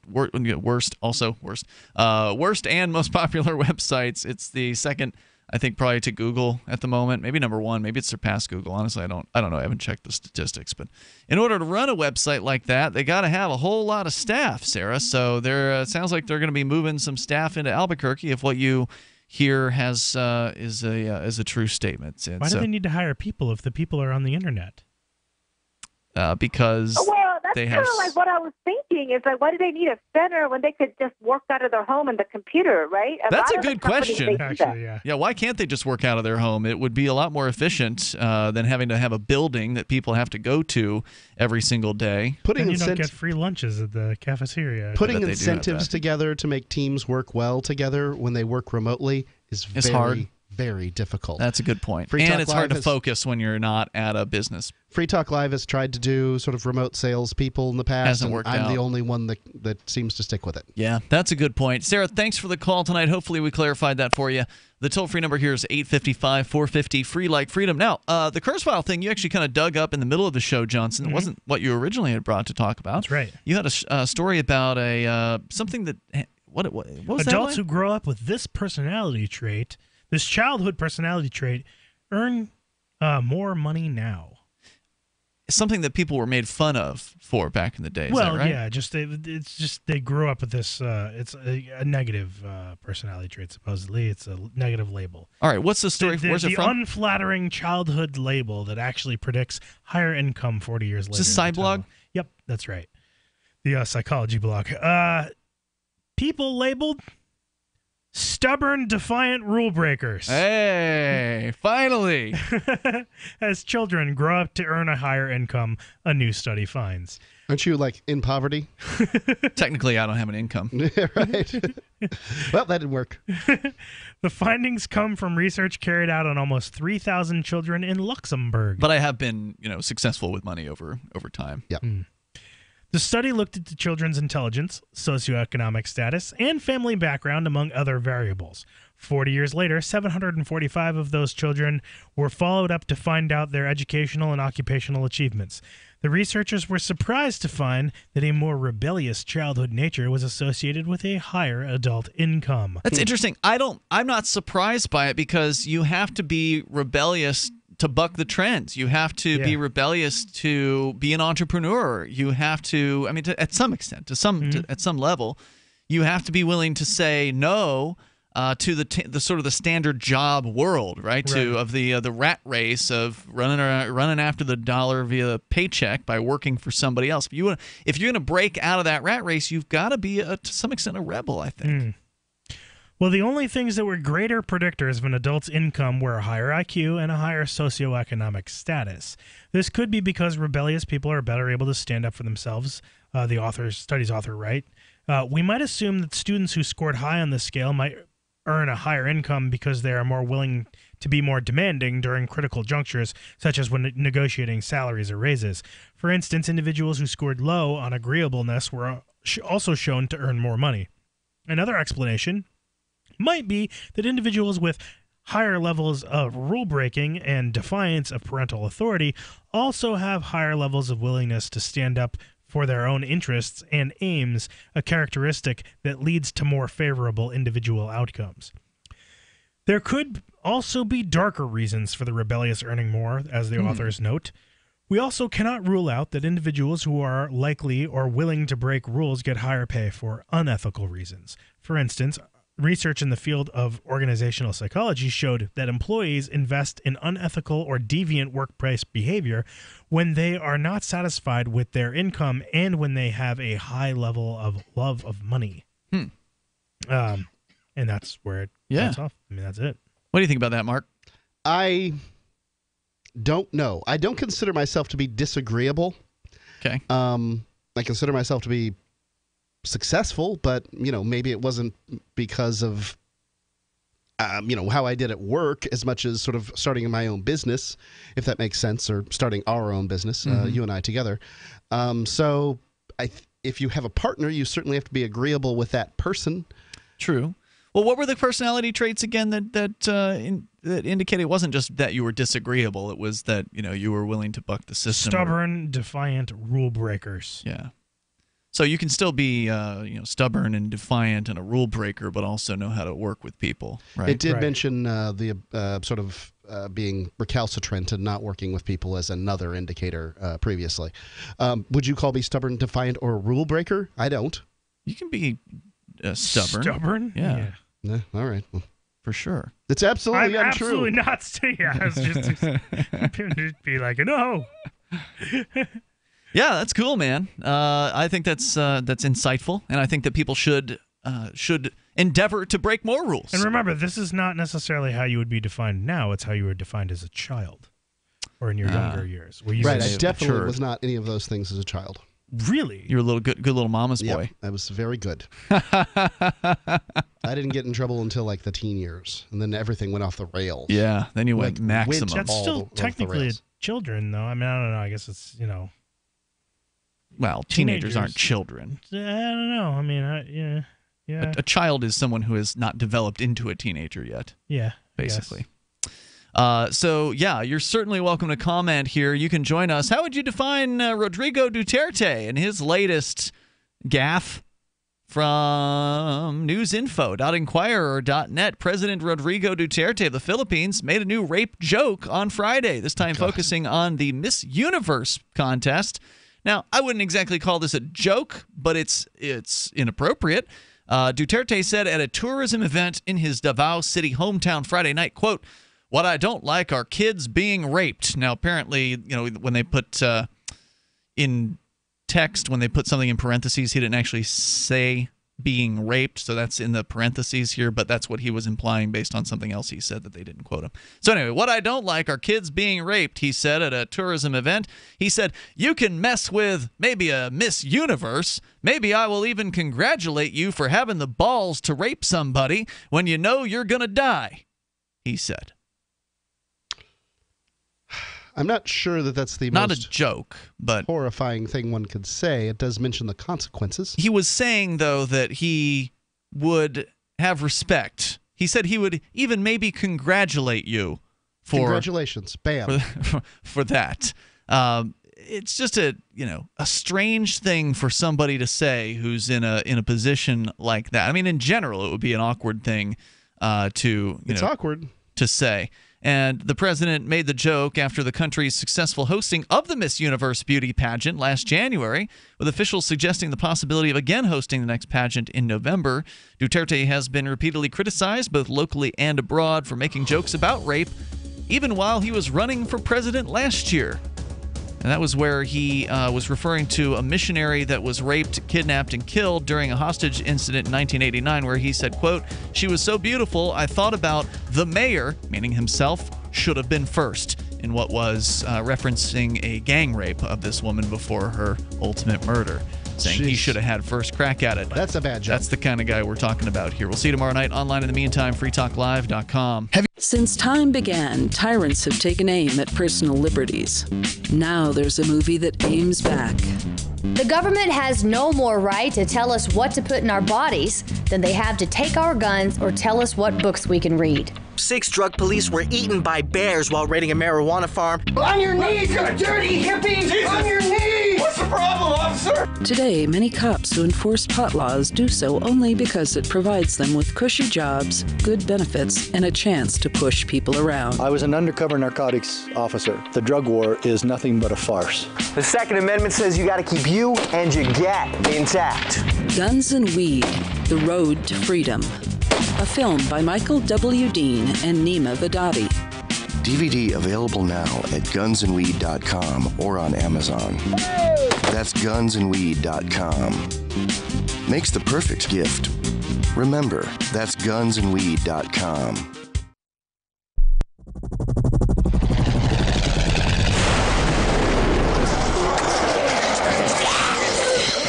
In Survivor Max 2, School Bites, Max must scavenge through a wasteland swarming with the undead. Desperate to find the medicine he needs, he discovers a community of survivors at his former school. Has he finally found the safe haven he's been looking for, or will he discover that school bites?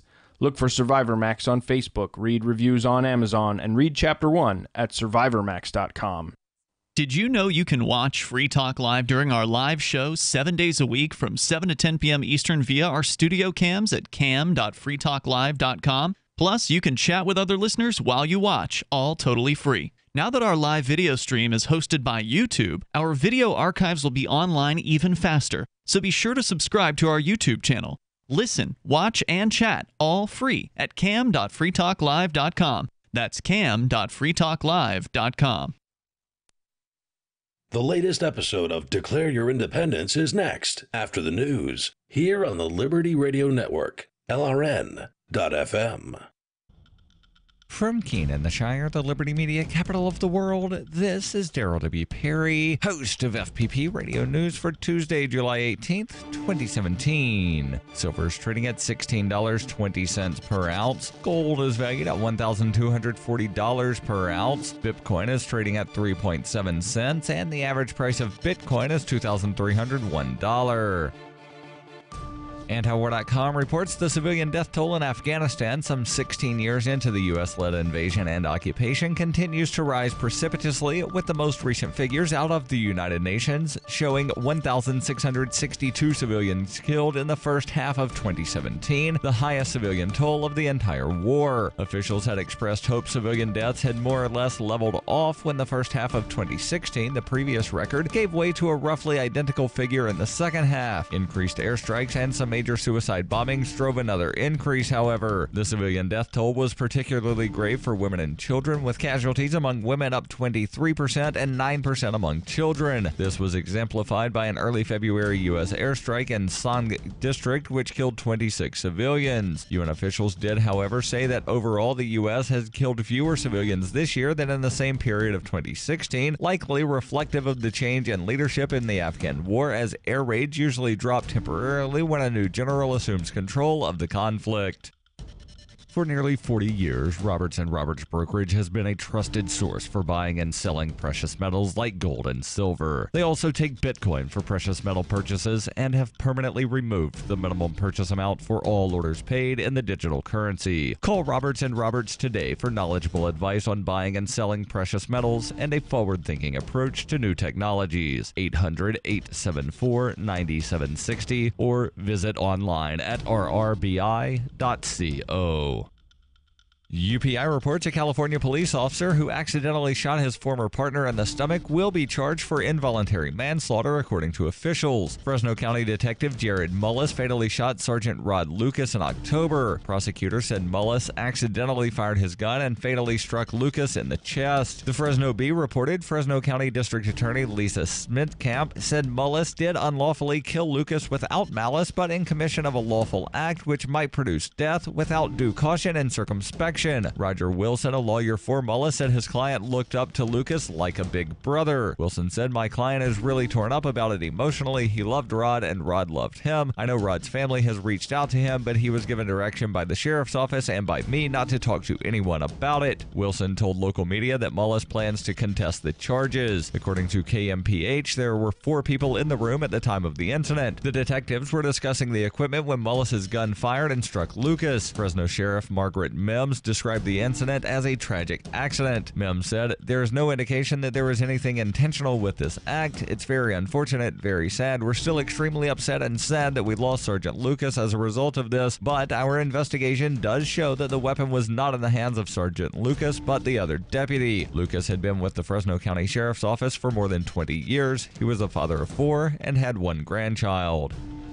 Whether you're looking for precious metals, bitcoins, or books, you'll find that and more at shop.fppradio.com. Every purchase you make from one of my affiliates, like Namecheap and Amazon, at shop.fppradio.com helps fund FPP Radio. Or you can shop directly from FPP with Bitcoin in the Bitcoin store. That's shop.fppradio.com.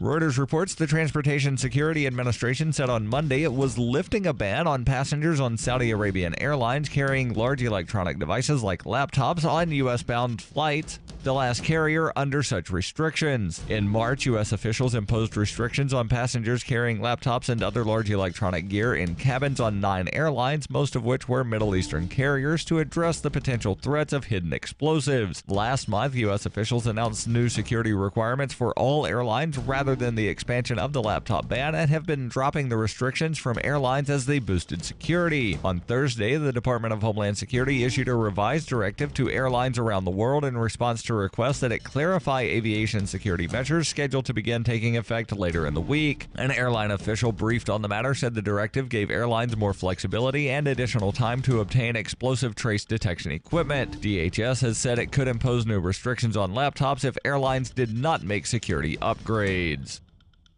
This has been FPP Radio News. Online at fppradio.com.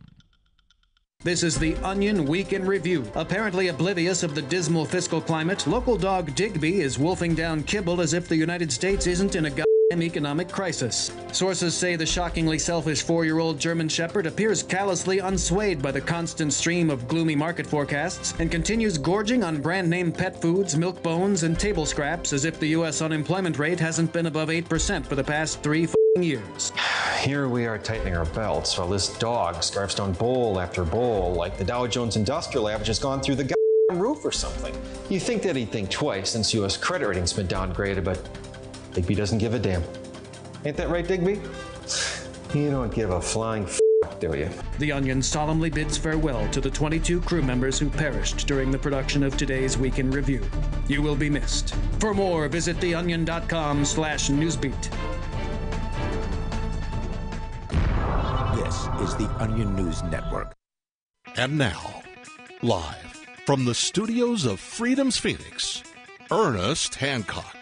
Believe me when I say we have a difficult time ahead of us. But if we are to be prepared for it, we must first shed our fear of it. I stand here without fear because I remember that I am here not because of the path that lies before me, but because of the path that lies behind me. I remember that for 100 years we have fought these machines. And after a century of war, I remember that which matters most. We are still here! Today, let us make them remember. We are not afraid!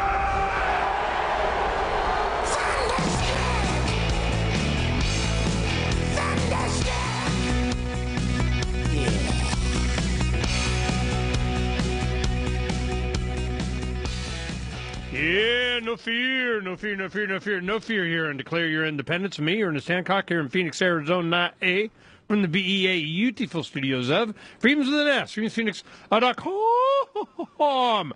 I'm getting the level here. Dang it, man, it changes. All right, what we're going to do today is make me feel better. You know, I need to have a perspective, an understanding of what the hell's going on. This is, we're going to have Patrick Wood, Technocracy.news on.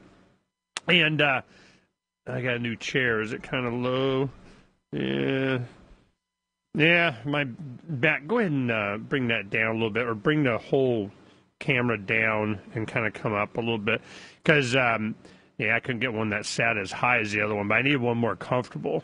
So I got two, and Donna got a new one. Amazon. Freaking Amazon. I did that. It was Amazon Prime Day or whatever. It just happened to be the day. I go, yeah, I like that chair, and I like that one. We'll try both. The better one, Donna gets. Yeah, as far as you know. So what I did is I go ahead and I order it, and it comes in 2 big boxes, and you just take, the back and the front out, and they're made for shipping. And you just put them together with an Allen wrench and done. So it took like 10 minutes a chair, and I'm going, damn, man, this is cool. It's amazing what you can just have delivered to your door. Well, this is kind of where we're going today. With Patrick Wood, Technocracy.news. It's all about, man, if we can just have stuff drone delivered to our house, that's all we care. And the robot doing the job. He'll be on the next segment. He had to get ready and such. He'll be on the next segment, next 3 segments. So we'll get with that. In the second hour, we have Howard Blitz. Now, Howard Blitz is a friend of mine for a long time, since the mid-'90s. Whenever we campaign around the state, when we went to Yuma, Arizona, Howard hooked us up. Always television interviews, a little bit of radio interviews. We have some event that we go to. When you had candidates running for office, Howard was your man in Yuma. And he's always going to the Freedom Summits and so on. He has the Freedom Library, and he has a student scholarship. And what he does is it is a study on the Constitution.